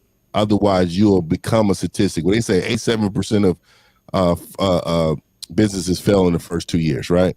Mm-hmm. And the reason for that is because a lot of people just dive in the pool, don't even look and see if there's water in it. You have to understand what you're getting yourself into before you dive in. And I don't even tell you to dive in. What you want to do is you want to walk around that motherfucker. You want to make sure it's safe. And you want to make sure it is something you really want to do. Do I fucking want to get wet? You get what I'm saying? Like, you have to understand. Don't waste your fucking time doing something that's not going to create long-term success for you, man. Well, you know what, 50? Who's talking right now? I got to tap out early. All right, go ahead. You got it. Slight little emergency came up, unexpected situation. So I'm going to holler at y'all. Appreciate y'all inviting me. This was a great show. Yep. You got a lot of hustlers here right now. I mean, and happy holidays to you, brother. You and your family. Thanksgiving. Have a good one. All right, peace, bro. You know, I'm gonna compare this shit to for those of you who don't do you don't trade stocks, right? Mm-hmm. If you wanted to trade stocks, you're not just gonna get a laptop and start trading stocks. Okay, you're gonna go on YouTube, you're gonna research it, you're gonna get a book, or if you know someone personally who trades stocks, you're gonna reach out to them because they have more experience, more knowledge, and more success than you. So if you reach out to them and they hit you with some knowledge and some wisdom, what are they giving you? They're giving you game, which is what we do. It's the same shit. It's the same concept. Right. Okay, you're dealing with someone that has more experience, more knowledge, and more wisdom than you. So they can put you in a position where you can hit the ground running. Now, you're still going to make mistakes because stocks, you can't always predict that. Okay, just like women, you can't always predict how women going to act. So what a lot of guys don't understand is when someone is in a position to give you knowledge and to give you wisdom that you don't yet have, you reach out to them and you get that from them.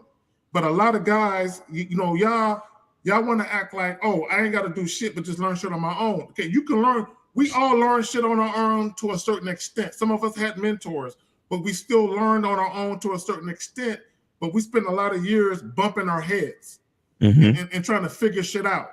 So what we're trying to do is help you get to a point where maybe it took us 10 years to get. We're trying to help you get there in 5. That's all I want to say with that. Call it. So, do you have any idea what type of business you're trying to start? Well, I would want to start like a. No. You keep saying if and I would and maybe and words like that. If you talking about business, bro, business is not a make believe situation, my nigga. Like, what are you talking about? I'm asking you one more time. And if you can't answer the question, I'm gonna have to move on to somebody else. What kind of business would you even start? I want to start a clothing brand. You want to start a clothing brand? Okay. Have you made any sketches or designs towards clothing at this point? Or do you have any ideas for clothing?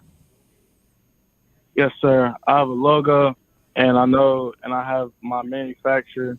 And I have like the front. I have the back of my shirt. I just need the front of my shirt. What it's gonna look like. All right. Do you have a business name or EIN? Yes, sir. Okay. Good. All right. So when you go to these, if and when you go to these networking, these networking events, keep your business in your conversation. Then keep your business in your conversation. So always talk about your business, talk about graphic design, talk about clothing, and talk about fashion. These are the things that you have to keep in your conversation so you can attract the people that can help you. You might meet somebody who knows, good manufacturing, good stitching, cloth, material, things like that. So keep those things in your conversation. All right. And t-shirts are about an 85% markup too. So that you can make money this is like mixtapes back in the day or people's albums where they used to run around in a car and sell it for triple the price. And then you can make money off of just one simple design in the trunk of your car. People will buy t-shirts. Right. And it's like an 85% markup, and you can make money off of that, and then you can really start doing some heavyweight things, man. Well, my question is, does it even have a business card? Does it even have something as simple as a business card? A business card. Have you done a business card? I do not.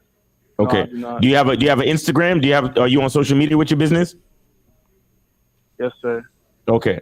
How old is he? Wait, how old is he now? Yeah, how old are you? How old are you, young man? I'm 18. 18. Okay, Hey, he's young. He's young. You know what? I got a suggestion here. Something that actually happened to me recently.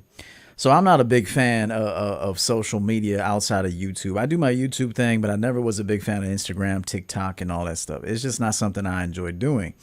I had a TikTok page going, and wasn't really, I was committed to it, but it wasn't something I wanted to do.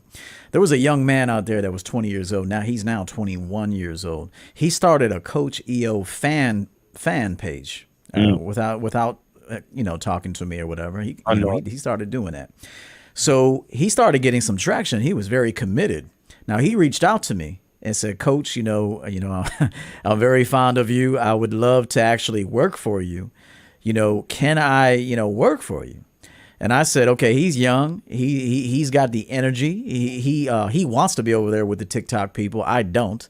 Mm-hmm. And so I said, all right, I'll tell you what, man, you put in the work. You're clipping my shit. You can work for me. We got an arrangement going. And so now he and I sit weekly, almost daily, where I have oversight of what he's doing. I make suggestions and recommendations. I tell him if something needs to be pulled. He's basically the TikTok manager. Right now, he already got us up to almost 70,000 followers, and we just started. And so what I'm saying though is that he went and started it. He just did it. Mm-hmm. And then he showed me what he can do. It's almost like a demo. Lucario makes music and shit. And so, sometimes you send your demo out. You say, hey, this is what I'm about. I can do a free show for you. I can open for you. I don't need no money. I just want the exposure. And so the problem with young dudes is that they don't know what they want to do because of too many options. Right. Okay. But know this right now. If you're broke in today's era, there's something wrong with you. Mm-hmm. With the advancement of technology, bro, if you are broke, and you got internet, you got a connection, an internet signal, whatever. You got a laptop, a phone. Right. You should be making some money. There's no excuse anymore. And so what I'm saying is, if this 20-year-old guy, he's not an expert editor. He's learning as he goes. Okay. And even he's asking me, what do you think I should do better? What can I do better? Should I add in some animations? He's like, Coach, let's go live from TikTok when you go on YouTube next time. I said, let's do it next week. Right. And so he's motivated. He bought into me, and now he's bought into himself too. He bought into himself. He bought into me. He felt we're the perfect match. And so what I'm saying is, find who you can be valuable to, and just start being valuable to them with what you have, with what you got. If you got to go pawn something. If you got something of value, but you need something different, you need something that's going to help you come up, go pawn that shit and buy a new laptop, buy, a new webcam, get a new microphone, do what you need to do and get started with what you have. That's the thing. So this young guy, man, he was a hustler. He showed me what he can do. He demonstrated what he could do with the skill set that he has. Mm-hmm. And then me, I'm like, I ain't fucking with no TikTok, bro. And so I said, all right, let this young man go out there and do this work for me. And he's doing it. All right, hold on. That's what's up. We got Brian Demand with the $20 super chat. He said, I'm thankful for the panel. Happy Thanksgiving. So much game in the building. Appreciate the teaching from each and every one of you gentlemen.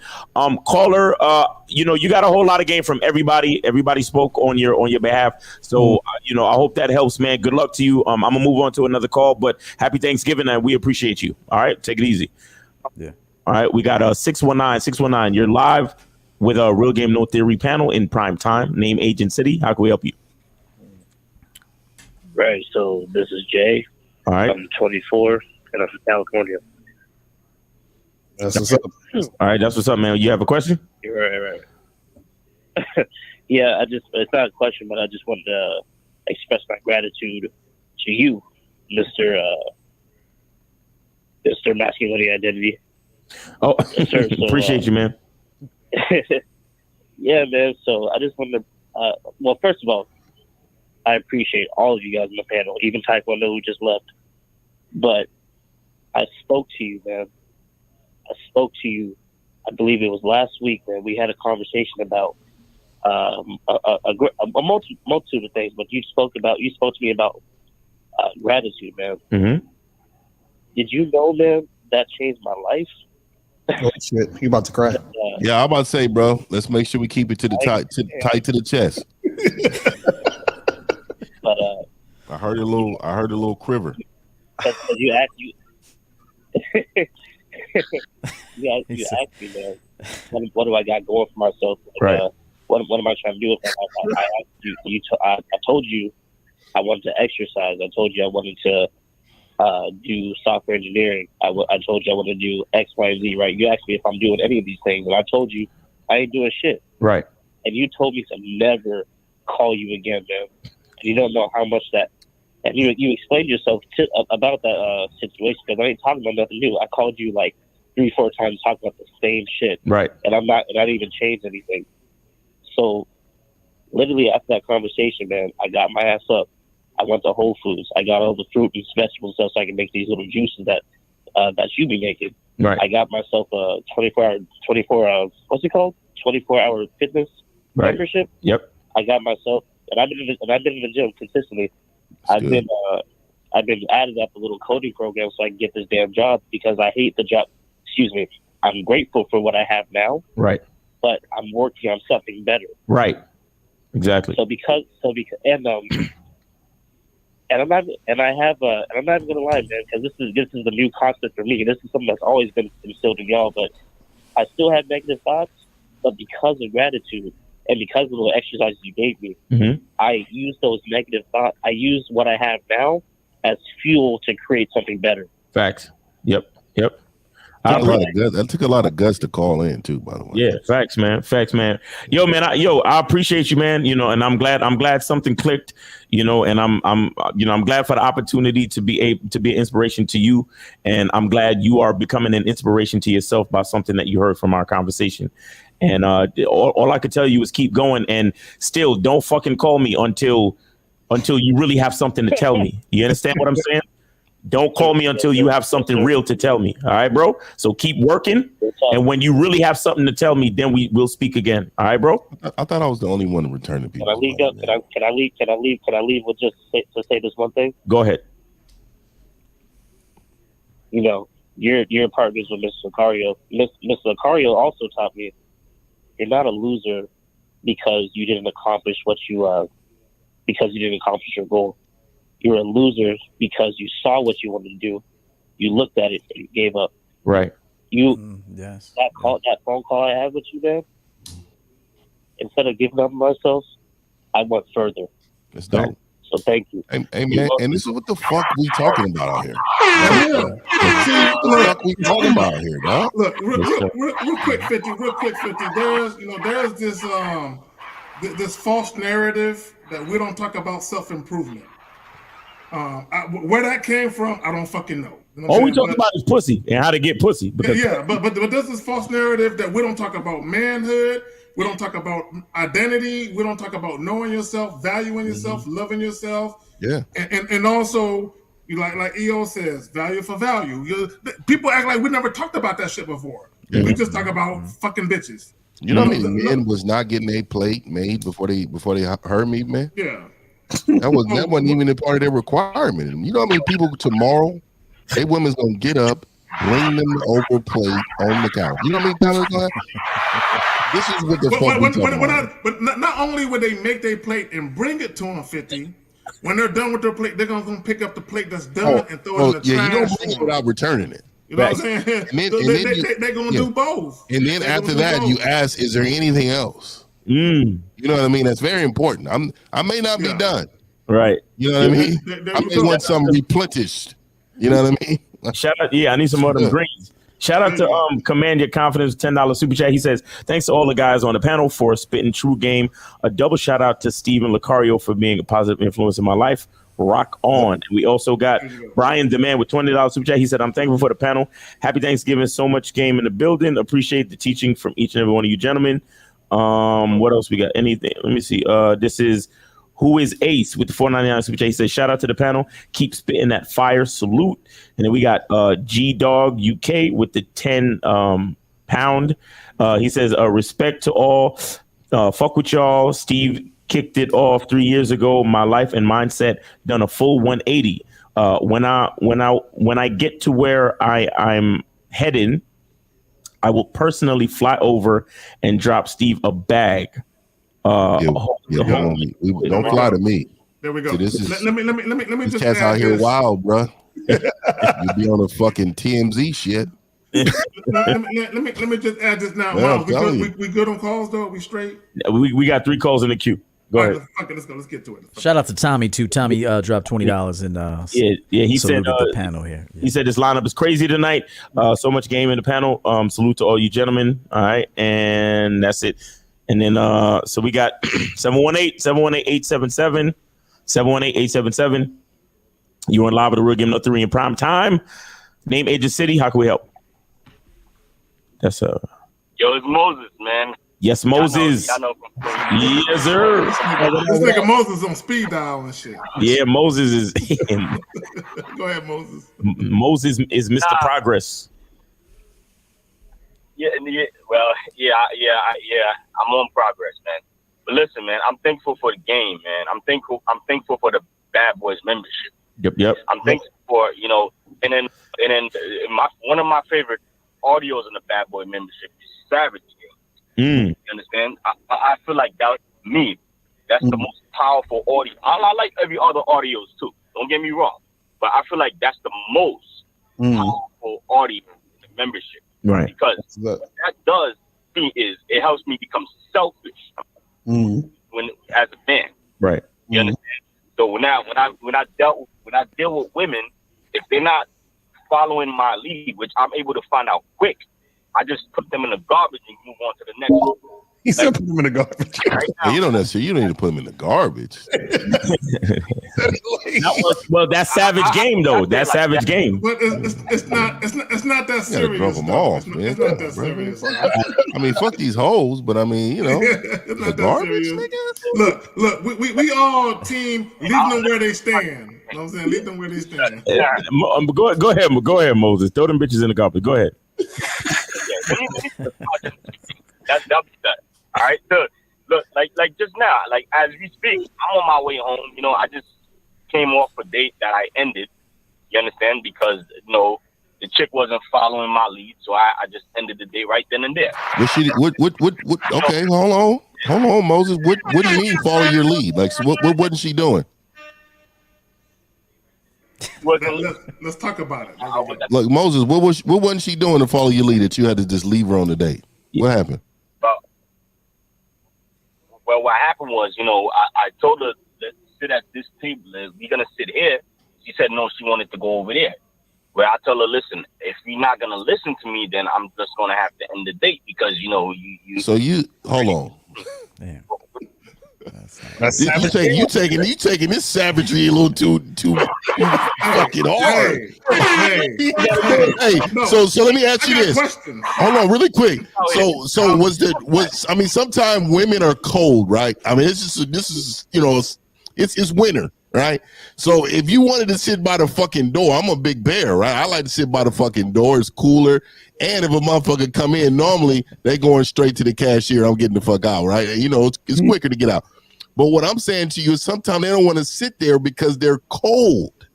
And they don't want to sit there because they have something. Their clothing is not even built like ours. So I'm just wondering, like, what was the communication? Did you just say, bitch, hey, you know what I mean? If you ain't sitting here, you ain't following my lead, bitch. I'm a bad boy. Did you say that and just fucking walked out? 50. Not everybody's in hibernation mode like you, my nigga. You know what I'm saying? Fuck. These motherfuckers. So Moses, what happened, man? Tell us what she said when you said that. No. Well, I already look. I put it I know where I was gonna sit at was somewhere good. You understand? It wasn't somewhere by the door where it was cold. It was in the middle, right? Fuck all that. Hey, Moses, fuck all that. Okay, let me ask you a question. Brother. When you Bernie very Mac first on us met for her, a minute, man. I'm curious. A brother like me is curious. I wonder some shit. So when you very first met her, was it face to face or was it online? Yeah. No, it was face to face. Okay. All right, stop right there. I'm gonna ask you another question. Now I need you to be very honest about what I'm about to ask next. Did you make it clear before you even exchange contact information what you wanted to do? Yeah, I told her, you know, we was gonna go out for drinks. You understand? Because I wanted to. No. Don't tell me what you wanted to do. Tell me what you told the bitch you was gonna do. No, I told the chick, you know, hey, let's exchange info, and so we could go out for a drink sometime. And then she said, cool. And then we exchanged info, and I was able to set the date. You understand? Okay. Hey, I got a question for him. This could all be avoided with this one thing. So, when you met up with this girl, wherever y'all met, did you wait in your car until she pulled up, and then the two of you walked in together? Well, you really had to have, based on your story. So did you wait in the car and say, like, text me when you pull up, and then you got out of your car, and then you met her at, like, in the midway point and walked in the place together? I know where you at, E. Yeah. If he did that, he fucked up. And if you did that, that's okay, because we're going to learn from it today. So you did that, right? Mm-hmm. No. Okay, I believe you did do that to an extent. I do believe that based on your story, that's what it sounds like. That you walked in, tried to sit y'all somewhere. She had a tank top on in the winter, you know, and she's cold, as 19 said, and then you tried to put her, you know, in a cold spot, and she wanted to be in a warm spot. Okay, so how to avoid that is, when you tell a woman to meet you somewhere, you go in there about 20, 30 minutes early and just start to get your drink on and enjoy yourself. And then when the girl pulls up, you say, hey, come in, I'm at the bar. And then if she shows any protest to that, then you're already at the bar. I'm already seated. I'm already doing my thing. So if you don't want to sit at the bar, then you can just, I'm going to be here. And you can do what you want with your day, but I'm here. And so you don't go to the female comes to you. And so to avoid that, you always show up to the spot that you tell her to meet you. You're already in there. You got your drink. You're already talking to the bartender. You know where fucking restrooms are and shit. You know what the exit is in case people start popping and shit, because you know the world is crazy.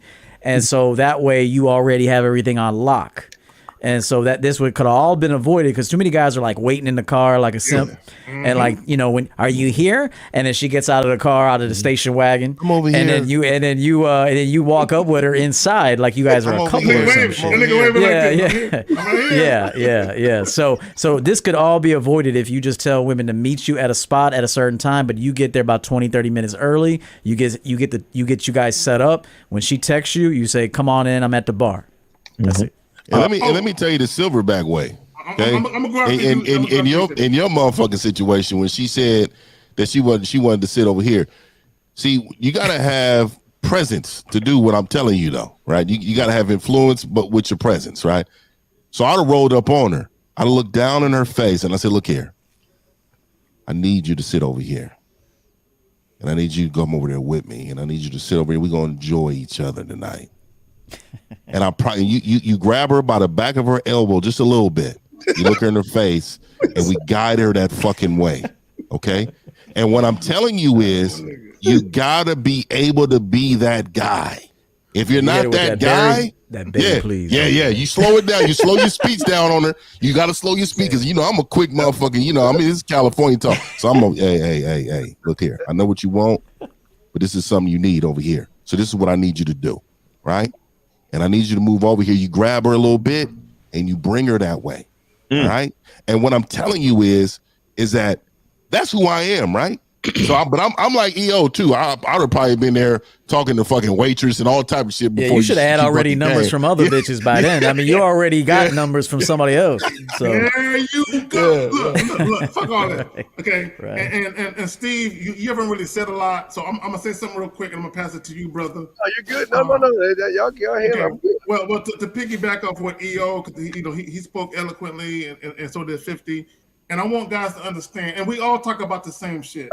Okay, this is why when you do dates with places you're familiar with, Facts. Where you've been to, you understand the landscape, and whether the woman shows up or not, you're still gonna have a good time. A lot of you guys, when you do dates, your date is ruined if the bitch don't show up. Oh my God. Your whole night. And I'm gonna go, my whole night is fucked up. I'm gonna go home and cry myself in the pillow. And I'm gonna make an IG post about how bitches ain't shit. She didn't show up. You see, the seat is empty. She should have been in that seat. There's no one there. that's what the fuck y'all do. Yep. I'm saying so the thing of it is and EO said it. He said it perfectly. You show up early and you chilling. So when the chick show up, she's almost like, "Oh, you would have had a good time without me." Yeah, bitch. Right.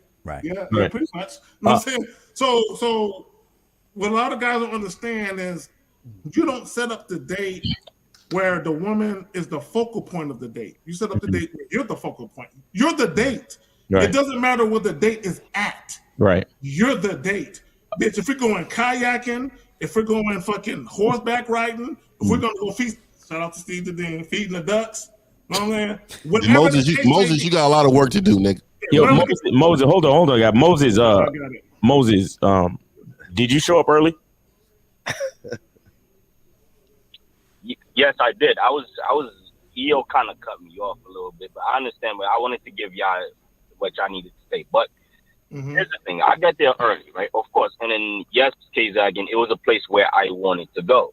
You understand? It's a place where I was gonna be it, where I love being at. But the thing is, today just happened to be. It's a spot where I'm always at every Saturday, every week. You understand? So I know that spot.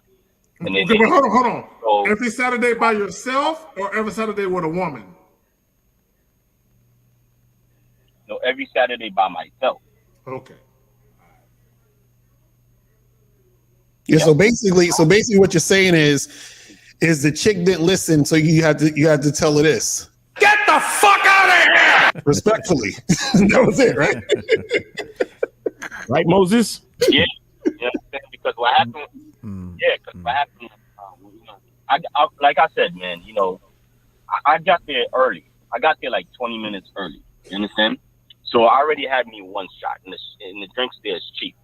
Now, today, it was just happened to be not too many people there. You understand?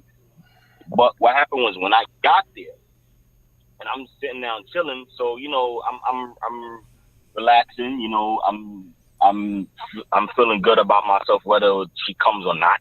So what happened was when she got there, and then she hugged me, and then she for some reason she just started kind of not listening to me because I told her, okay, listen, you're gonna sit here.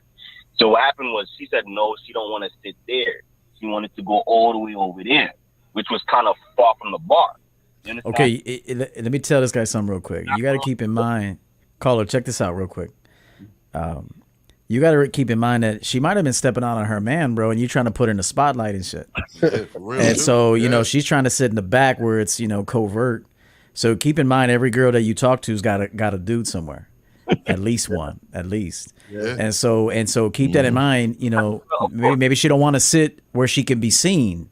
Because I know back in my cheating days, Lucario knows what's up. We wanted to sit where we could take the light bulb out and shit. You know, fucking put a black light up. And so you know, we had to cheat right. You know, you got to cheat right. And so you know, women cheat too, and women, you know, step out to get their little thrills. And so make sure that, you know, you can read that shit. Another thing I would say is that if she was already kind of like protesting when she met you, a couple things probably happened. Number one, you didn't vet her correctly from the beginning. And when, you know, there was maybe like medium interest, you know, not that into you, but she came. And then maybe when she did come see you, she wasn't that attracted to you. So, you know, sometimes it's like if you go see a chick and she was pretty on the dating app or pretty the first time you saw her, but when she meets you, she looks a little jacked up. You know, you ain't going to be that excited to sit across from her and shit. Mm-hmm. Yeah, did you tell her what to wear, what color and all the shit? Did you tell her what you wanted to wear to the date? It was the first date. This nigga ain't got that kind of game, bro. I'm telling the bitch on the first date, bring me some fucking outfit. But yeah, you will. But that nigga on the phone, I need you to wear ain't gonna tell her that. You need to wear tight jeans and a shirt. We're gonna be in a little hole in the wall, and I need you to put on some Jordan ones. Well, I need you. Either way, I think Moses, you did good because if a chick with it, she gotta fucking go. You know? Fuck her goddamn. Yeah, ultimately, he did the right thing. Yes, ultimately, you did the right thing, Moses. These guys are just, you know, they just.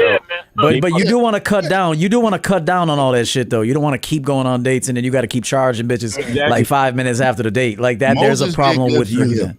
No, but Moses did good for him. Here's the thing. Moses, you said you met her face to face, right? Now, when you met her face to face, what was the vibe as far as the motivation to actually see you again? And be honest about that. Right. What did you say, my nigga? Well, hold on. The phone kind of break. The phone kind of broke up. Say that again. No, I said, when you said you met her face to face and then y'all exchanged information so y'all could set up the date. But I'm saying, what was the vibe initially when you met her the first time before the date? What was the actual vibe? Were you aware of a certain vibe or a certain energy that she was giving off as far as the motivation to see you again? Like, did you get a chance to flirt, make her laugh, talk about sex, anything interesting happened when you met her the first time? Absolutely. You understand? What happened was, I was kind of touching her a little bit. We was kind of chatting, I was flirting. Don't get me wrong. You understand? What did you say? You know a chick, guys. If a chick is really feeling you, she'll sit on black ice for your ass. Fuck yeah. Oh yes. She will sit on black ice, bro. She will do whatever it takes to be in your motherfucking company. Hold on. Moses. You said you were flirting. Please tell me what you said. Tell me what you said that equals flirting when you met her the first time. No, I told her at some point when it got to the flirting part, I told her, listen, she got some sexy lips, and she looked cute, and she said, thank you. No, hold on. Moses. You used the word sexy, so I give you points for that, but that's not flirting now, is it? That's a compliment. I told you guys there's a difference between flirting and compliments. Please tell me the part, sir, that you actually flirted with this girl. Yeah, at first I was touching her hands, then I was. Please tell me the part. Please tell me the part where you flirted with this girl. I flirted with this girl. Okay, that means you didn't flirt with her, bro. That means you didn't flirt with her, bro. And so that's what I'm trying to say. Like, you have to have a certain level of awareness, because why would she come on a date just to protest? Why would she come on a date just to not listen to your instruction if she was actually excited and interested to really spend time with you? You understand?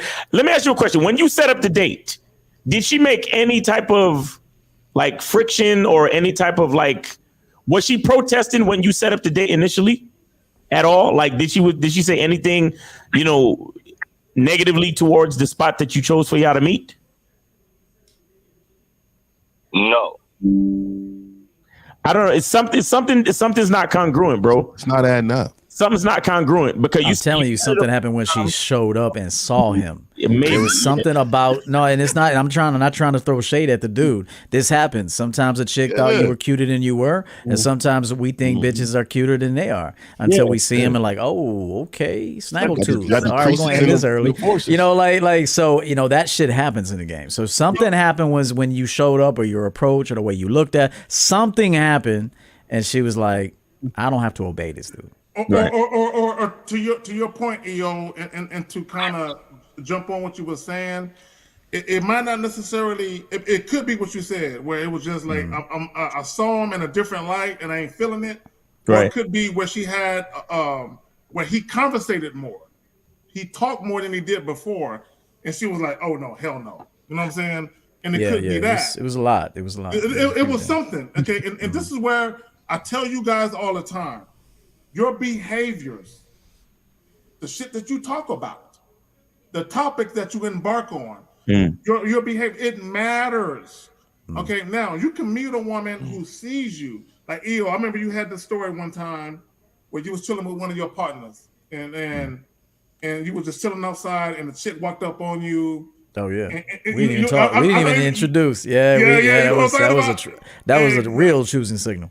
Exactly. Where a chick wanted to fuck you on the strength of it's him and me. Right. Like, she just wanted to fuck you. But like I know, the average guy will never experience that. Okay, and even if they do, it's few and far between. And they'll fuck it up if they do. If that ever happens and you don't know how to lead that process, you might say, "Well, let's get a drink," but she's ready to go home, and so the whole vibe's fucked up. She ran into someone else she knows. You talk too much, and it's over now. Yeah, and Moses. Oh, I'm sorry. Go ahead. No. I just wanted to let Moses understand that there's a certain incongruence in your story, and we're just trying to explore it, to try to help you out. That's it. But go ahead, 50. Hey, Moses, I just want to say to you really quick. The only difference between me and you, right, is that my belief that bitch means nothing to me until she shows value to me, right? Right. Like you value, I feel like you value this bitch. Like I'm telling you, my whole who I am, she's going to feel like she's going to know over the phone when we're fucking texting, the way I fucking text her. Anything I do with her, she's going to feel who I am. So for her to go against that, like that, I've always had women around who will never go against my authority. Ever. Like, and it's not that I'm trying to intimidate them. It's that the way that I deliver who I am to this woman, she understands she wants to be under me. And that is a big part of how I deliver me. So Moses, what I'm saying to you, you can do the same thing. It's just the way that you deliver you. Right. And you have to deliver it in a way that the women understand that your authority matters. Right. You know what I'm saying? You know, let me tell you guys this story real quick. I took this stewardess met me out one night, this stewardess flight attendant, and we were sitting at the bar, and this female bartender was hawking the fuck out of me. And I told my date, I said, this girl right here wants me, so I'm gonna give her my information, and then I'll be back with you in a minute. On a date, I told a girl this, okay? And she know what she told me? Go ahead. Now I'm gonna tell you why she said that in a minute, because I was that dude from the start. Okay, that's why she now I won't say she allowed it, but it was acceptable to her because she could feel that I was that dude. Yeah. Okay, but if you're not that dude, you don't have that allowance. See, girls can peg you from the jump, from how you text, how you communicated with her from the first, how you look even. And so I exchanged information with this bartender in front of her. She was literally to my left. She was right here. I said, here's my card. Hit me up. My number's right on the back. She said, cool. I slammed the stewardess that night. There was no protest. And then I slammed the other chick in a week. And so why I'm saying this is that if you're that dude, she's going to go along with everything. Okay. And if you're not that dude to her, she's going to protest you. I got to do it. All right. It's true. All right, Moses. I'll give you the last word before I let you go, bro. Yeah, man. You know what happened? Well, you know, obviously, you know, don't. I know y'all not down on me. You know, it's just you know, I gotta accept it for what it is because I'm still in a work in progress. Of course. But here's the thing, right? What happened was, you know, we didn't really have enough time to really talk too much. No. It's not about the time. Hold on. See, I'm not gonna let you get away with that. I'm not gonna let you get away with that bullshit. It's not about the time. It's about what you said in the time that was allotted to you. Yeah, the time would have worsened it further. It would have worsened it further. Yeah. Being impactful. Just being impactful is very important. You didn't say enough to influence her. Like we talked about last Sunday on the Real Game. We talked about how you dudes do things in stages. And how dudes that got game, we do things in one swoop. Y'all do things in stages. It's kind of like with guys who don't got game. And Moses, I'm not saying that this is you. I just want guys to understand what they're hearing. What a lot of you guys do, you dip your toe in the water. And then you dip your foot in the water. And then you dip your leg in the water to your fucking knees. And then you sit down in the water. That's how y'all deal with bitches. Okay, we do things in one swoop. We get shit out the way. Y'all do shit like, am I good? Am I good now? Am I still good now? That's what y'all do. Can I touch your hand? My mic is muted. And Moses, just understand that for that particular girl, you were not that guy for her, which is why she acted that way, which is why it's good that you ended the date. Yeah, you threw her in the fucking garbage. Exactly. So you got to understand that. But go ahead. But Moses, man, we appreciate you, bro. We appreciate you. And like I said, I'm gonna give it. All right, this is the last time. I'm gonna give you the last word. Go ahead, because you were saying something. Go ahead. Yeah. Here's the thing, right? Well, either way, that girl, because when I was talking to her, because you know y'all wanted to say something, I didn't want to cut y'all off. But when I was talking to the girl, right, and it seemed like she was showing good interest because when I was flirting with her, yes, I was touching her. You know, we was kissing and things like that. But like, you know, I was like, okay, now the reason why.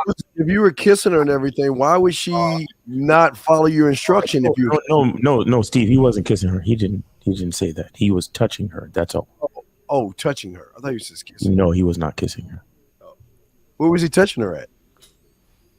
Her fucking ankles and shit. Moses, where were you touching her at, and why didn't she follow your instruction after your touch? Moses, where were you touching her?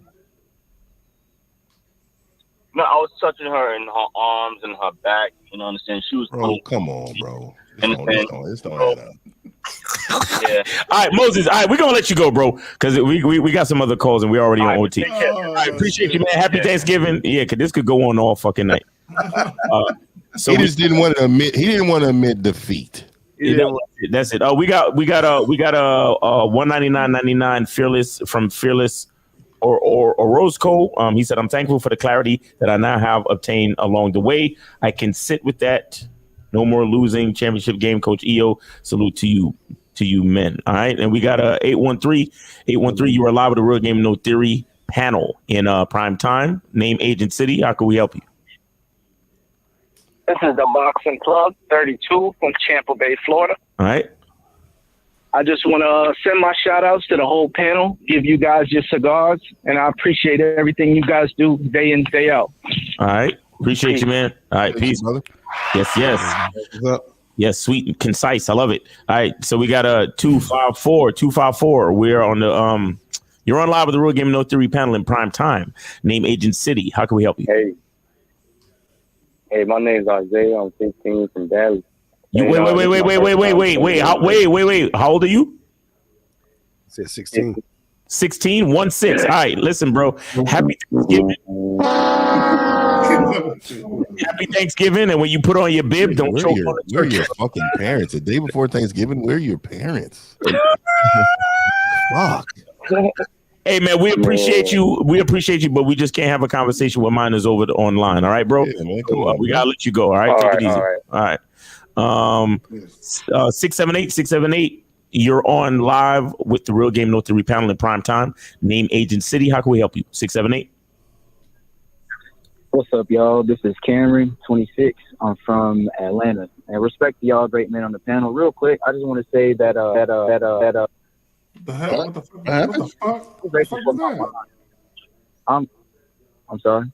Yeah, go ahead. I mean, anyway, I'm grateful to have a healthy, sound mind out here because I'm out here. I'm doing Uber Eats and stuff like that, and making some money. And I'm looking at people who have lost their minds, and it's not like to talk down or anything like that. It's just you can see it. You can see a lot of people who have no hope for themselves or their own future. Why do you give a okay? This is my Scrooge. I mean, why do you care? Why do you care? Why do you care? Give a fuck. No, I don't give a fuck. No. You give a fuck because that's the only thing that's coming out of your mouth. You have 6 sharks on here. You can ask a question to help you evolve, and now you want to tell us this story. I'm sorry, I haven't been visited by 3 ghosts yet, but why the fuck do you care? No, I'm not. I don't care. I'm just being grateful for for having a healthy mind. That's what I'm saying. Okay. What makes your mind healthy? Well, functional enough to get out here and make some money without having to worry. You're not a student of the game. You have who is your any of these guys your mentor? Actually, I bought a lot of your products. To be honest, you have failed. Then you have failed because you're talking about I do's. You're not talking about I ams. Everybody on this panel talked about themselves, not in an arrogant way. For those that don't have game would see it as arrogance, but all they're doing was talked about themselves.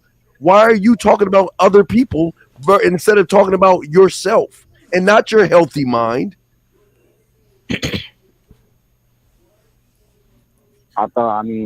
I am talking about. I'm not talking about other people. I'm saying, I'm grateful for what I have because I could be somewhere much worse, with a much worse mindset that I don't know that you might think that I have. I'm not saying I'm not like. Nah, caller. Listen, caller. Listen. See, and this is, and you know, and I just want to let you know I appreciate you for the teachable moment. But this is what a lot of people do. A lot of people are grateful on conditions. Thank you. And what you're exhibiting right now is that you're being great. You're saying that you're grateful because it could be worse. But that leaves it's not actually you being grateful. You're actually only grateful because you're comparing it to something worse. Do you understand? Being truly grateful being truly grateful is something that stands alone. It's something that's genuine. It's something that's true. And you don't force yourself to be grateful because you are comparing it to something worse. You're grateful for what it is as it is in real time right now. That's it. You understand what I'm saying, bro? Because when you do that type of shit, you become like the people who choose A, not because they want to choose A, but because they're scared of B. You understand? Don't judge. You understand? So you have to be careful. You have to be careful of your mindset, even when you're trying to be grateful. Okay? Yeah, last thing, caller. Remember, that's why I tell you to watch 1,000 words. Your words, your actions have to have depth and importance to it. Don't waste your words. Right. Don't waste your thoughts. All right. So I give you the last word, caller. Go ahead. Oh, I just want to say real quick. Yeah, and I can see what y'all are saying, because the thing is, like, because I've been practicing gratitude also in real time, but also what you just said, Miles, is something like my mom has, you know, she's instilled in me all the time. She said, you know, it could always be worse, you know, things like that, you know, right. You know, your situation could always be worse, right? So that I can say, so I see where that type of thinking comes from, and that. No, he hold on. God damn it! Can they hear me? Yeah. Good. Yeah, I can. Yeah, exactly. What the fuck I'm saying? Yeah, we got you. Go ahead. Hold on. Okay, my bad. Can I hear what the fuck I'm saying? Can you hear you? Okay. You hear you. No. I fucked around and pressed the wrong button on the Rodecaster. This nigga. Okay, man, fuck y'all nigga. Anyway, so no. The caller said something that jumped out to me. He said, "My mother." Right. He said, "My mother said." Did this nigga transform to a geriatric putting on this old man hat? Is that what happened? Look, I didn't hear it, bro, but my shit. Some applesauce. Somebody get the phone. Is that you? No, is that you? This nigga. Look. Go ahead and say what I was gonna say, because I guess I must have missed something when I couldn't hear shit. No. He said his. No, you're right. He said his mother. Go ahead. I'm sorry. No. He said his mother said something. Right. And to me, how I looked at it when he said it, or how I heard it rather, was his excuse for thinking how he was thinking. Exactly. Because his mother said. Exactly. And I got a problem with that. Exactly. That's still him not taking responsibility for his mindset. Right, cool, that's you. That caller, and that's a very astute point, K Zaggin. You know what I'm saying? And caller, that's another issue you have. Like, again, you know, when we talk about manhood, when we talk about all the things that we talk about taking full responsibility for every fucking thing. So even the fact that you know that might be the reason why you think that way is the very reason why you can't blame your mom anymore, bro. You understand? So it doesn't even make sense you bring her up. No, but why bring her up? Why bring her up to us to try to explain your way of thinking? You understand that?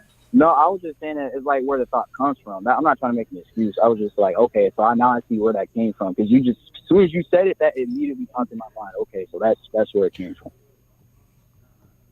Nah, you know where it comes from? It comes from your own mind. So your mom has nothing to do with this. None.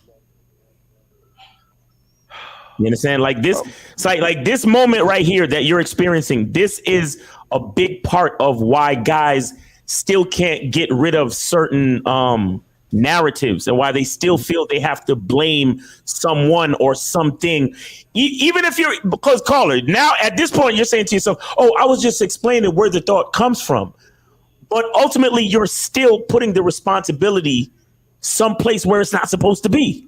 Do you get that, or do you not, caller?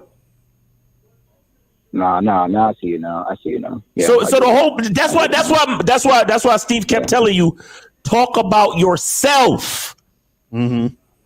So talk about yourself when it's good and talk about yourself when it's bad. Even if you're trying to explain where the thought is coming from, talk about your fucking self. Leave your mom alone. No disrespect to your mom, but she ain't got nothing to do with this. Mm-hmm. You know, and then really, if you just dissect that a little further, it's his mom that has a sound mind, not him, because that was his mom's game. His mom actually told him that, and then he was just reciting and regurgitating what his mom said. So it's not really that you got a sound mind; it was that the person that told you, you're repeating what they told you. So that's another. That goes deeper even. But you know, I'll leave it there. He was conditioned and indoctrinated to think a certain way, and now that he's older, he still thinks that way. Exactly. But caller, again, you know, it was a teachable moment, and we appreciate you, man. I'll give you the last word once again before I move to the next call. Well, let me restart it. I just want to say I'm grateful to have been able to receive this lesson and understand it the way y'all taught it to me. So with that, I'm gone. Peace out. All right, man. Happy Thanksgiving. We appreciate you. You take care. All right. And then we have another 687. We got 687-246. You're on live with the Real Game No 3 panel in prime time. Let's get your name, age, and city. How can we help you?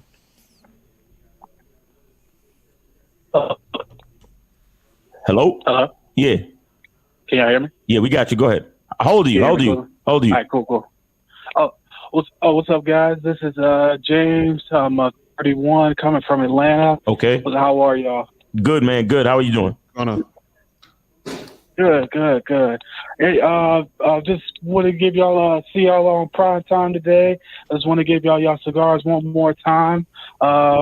Just wanted to say, been a listener for about a year now. I'd say all y'all, changed my whole way of thinking. I followed Steve the Dean. Pretty much followed him the most, and that led me to listening to all of y'all. I just want to say, happy holidays to y'all. Keep up the good work, and keep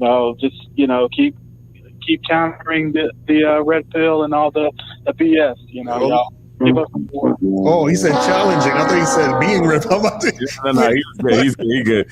All right, caller, we appreciate you, man. Happy holidays. Be thankful and have a good time with your fam and all that cool shit. All right, man. Channeling that red pill energy. So we got 559. You're on live with the Real Game No 3 panel in prime time. Name, age, and city. How can we help you? 559. What's up with it, man? Uh-oh. Out here in LA. All right, 29. What up, homie? What's going on with you, man? What's going on, man? What's your question, man? What you helpful? I call it this for college, man. I see everybody together tonight. Yeah. You know what I mean? I just want to call it. I got a question, and I'm really just going to direct my statement really just towards Steve the Dean. Oh my God! Here we go. Nobody else. Here we go. I'm gonna say this about Steve the Dean. I'm gonna ask this nigga a question. Yeah. I'm gonna make a statement first. Yeah. I think that Steve the Dean, you know what I mean, for everybody on the panel, you know what I mean, that's a player, I think this nigga Steve the Dean is on here capping. Right, you know right. I mean? Okay, so what's the question? That's your statement. That's your statement. So what's the question? What's the question now? Okay, that's your statement. That's your statement. Now what's the question? What's the question now?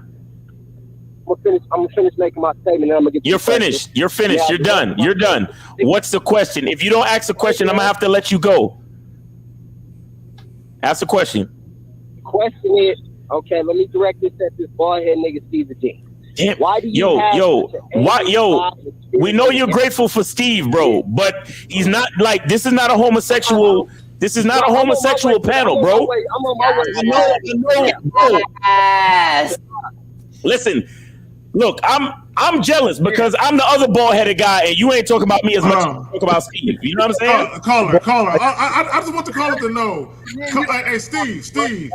Hold on, caller. If you want a pubic hair named after you, just holler at Steve. Hey, Steve. This is exactly why all the girls go after the assholes. Right. This is a perfect example. Revive in the game. Steve the Dean has an angry spirit, and I know bitches don't like him. Caller. Yo, hold on. Hold on.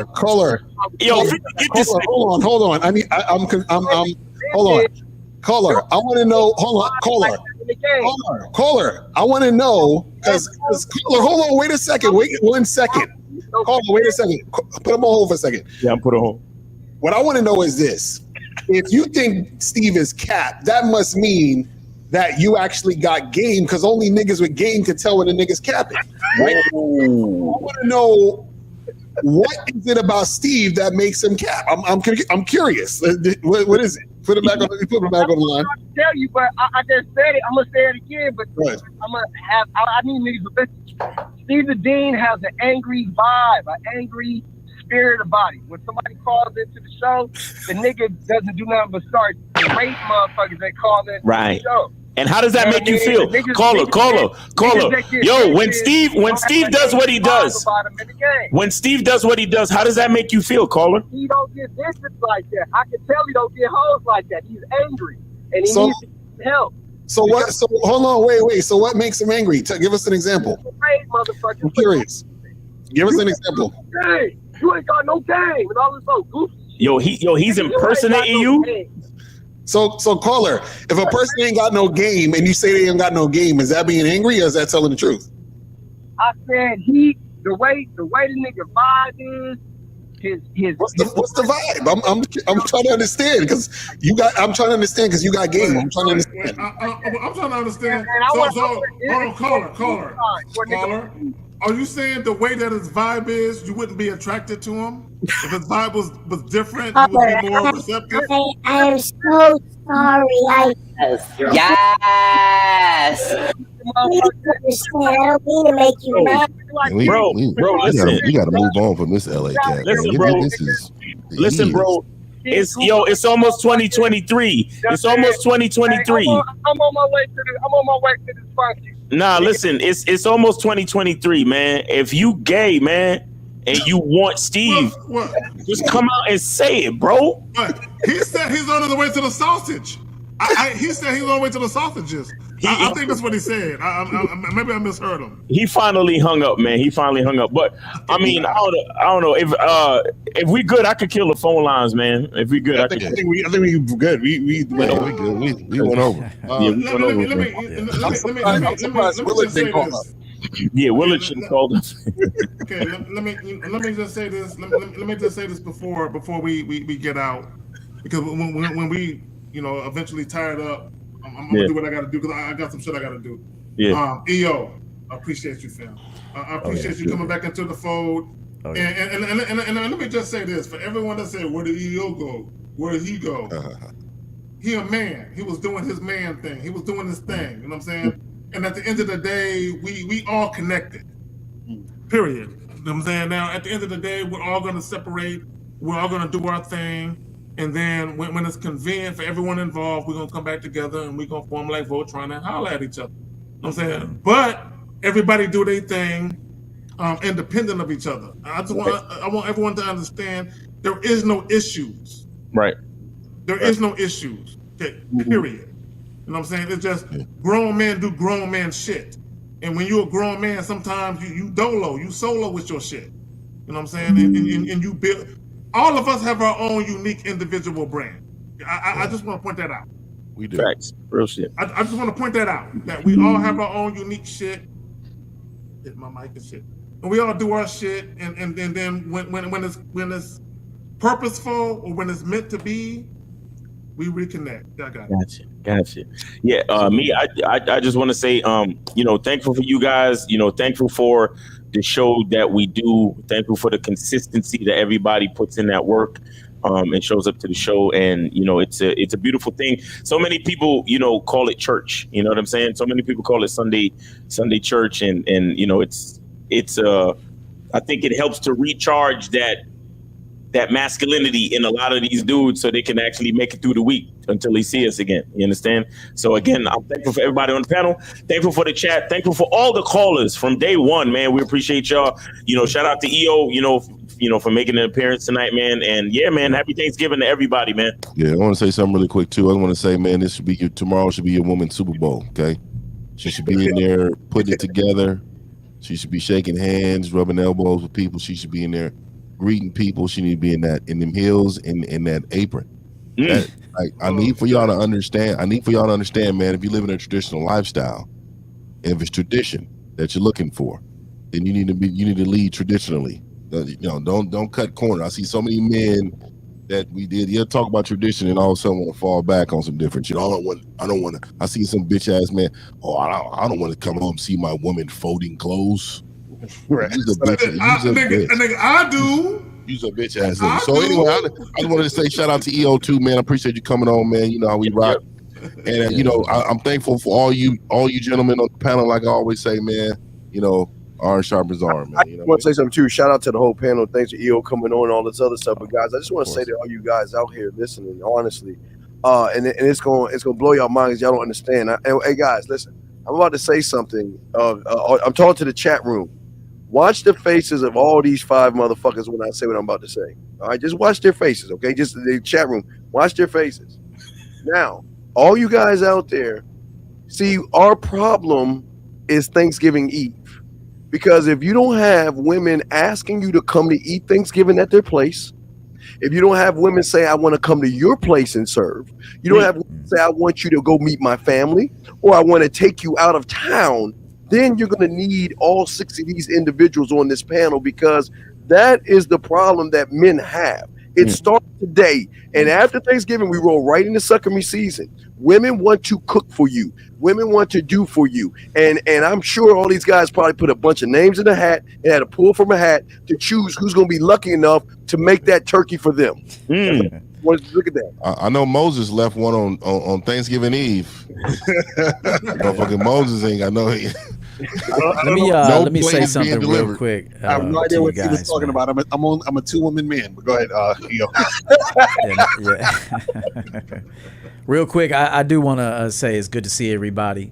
One thing I want to tell guys or men is that the thought of why another person's here or not here shouldn't even be a concern. It should never be a debate. It should never be on your mind. It should be an observation, but it should never go any further than that.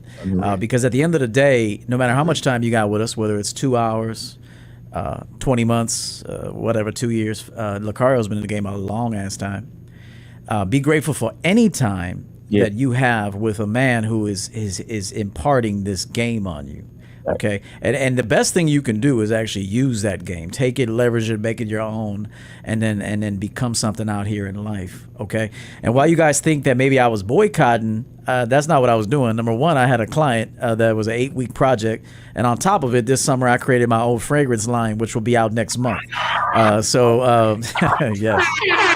That's heavyweight, Nick. Yeah. So heavyweight. Visit my website. It's the EverettOvertonCollection.com. I got 3 fragrances that are bangers. Tonight I'm wearing Mr. Mysterious. That's one of them. And so you want to get it, man. Yeah, that's right. I love it. I'm gonna fuck with you because I'm a cologne dude. Yeah. So that was something I planned for the longest time, and then in May I said, you know what? It's no more time thinking about it. It's just time to do it, and then I did it. So it's done. It'll be out. We're doing pre-sale right now. Delivery start next month, December. So you'll be smelling good for December and beyond. So anyway, I want to say this genuinely. It's good to see everyone. We'll do this again sometime, and then thank you for having me again. I appreciate it. Yes, sir. What's up? All right. Shout out to the homie with his own fragrance. That's pimping right there. That's pimping. I bet you with that fragrance on, that bitch will sit at any table you want. You know what I mean?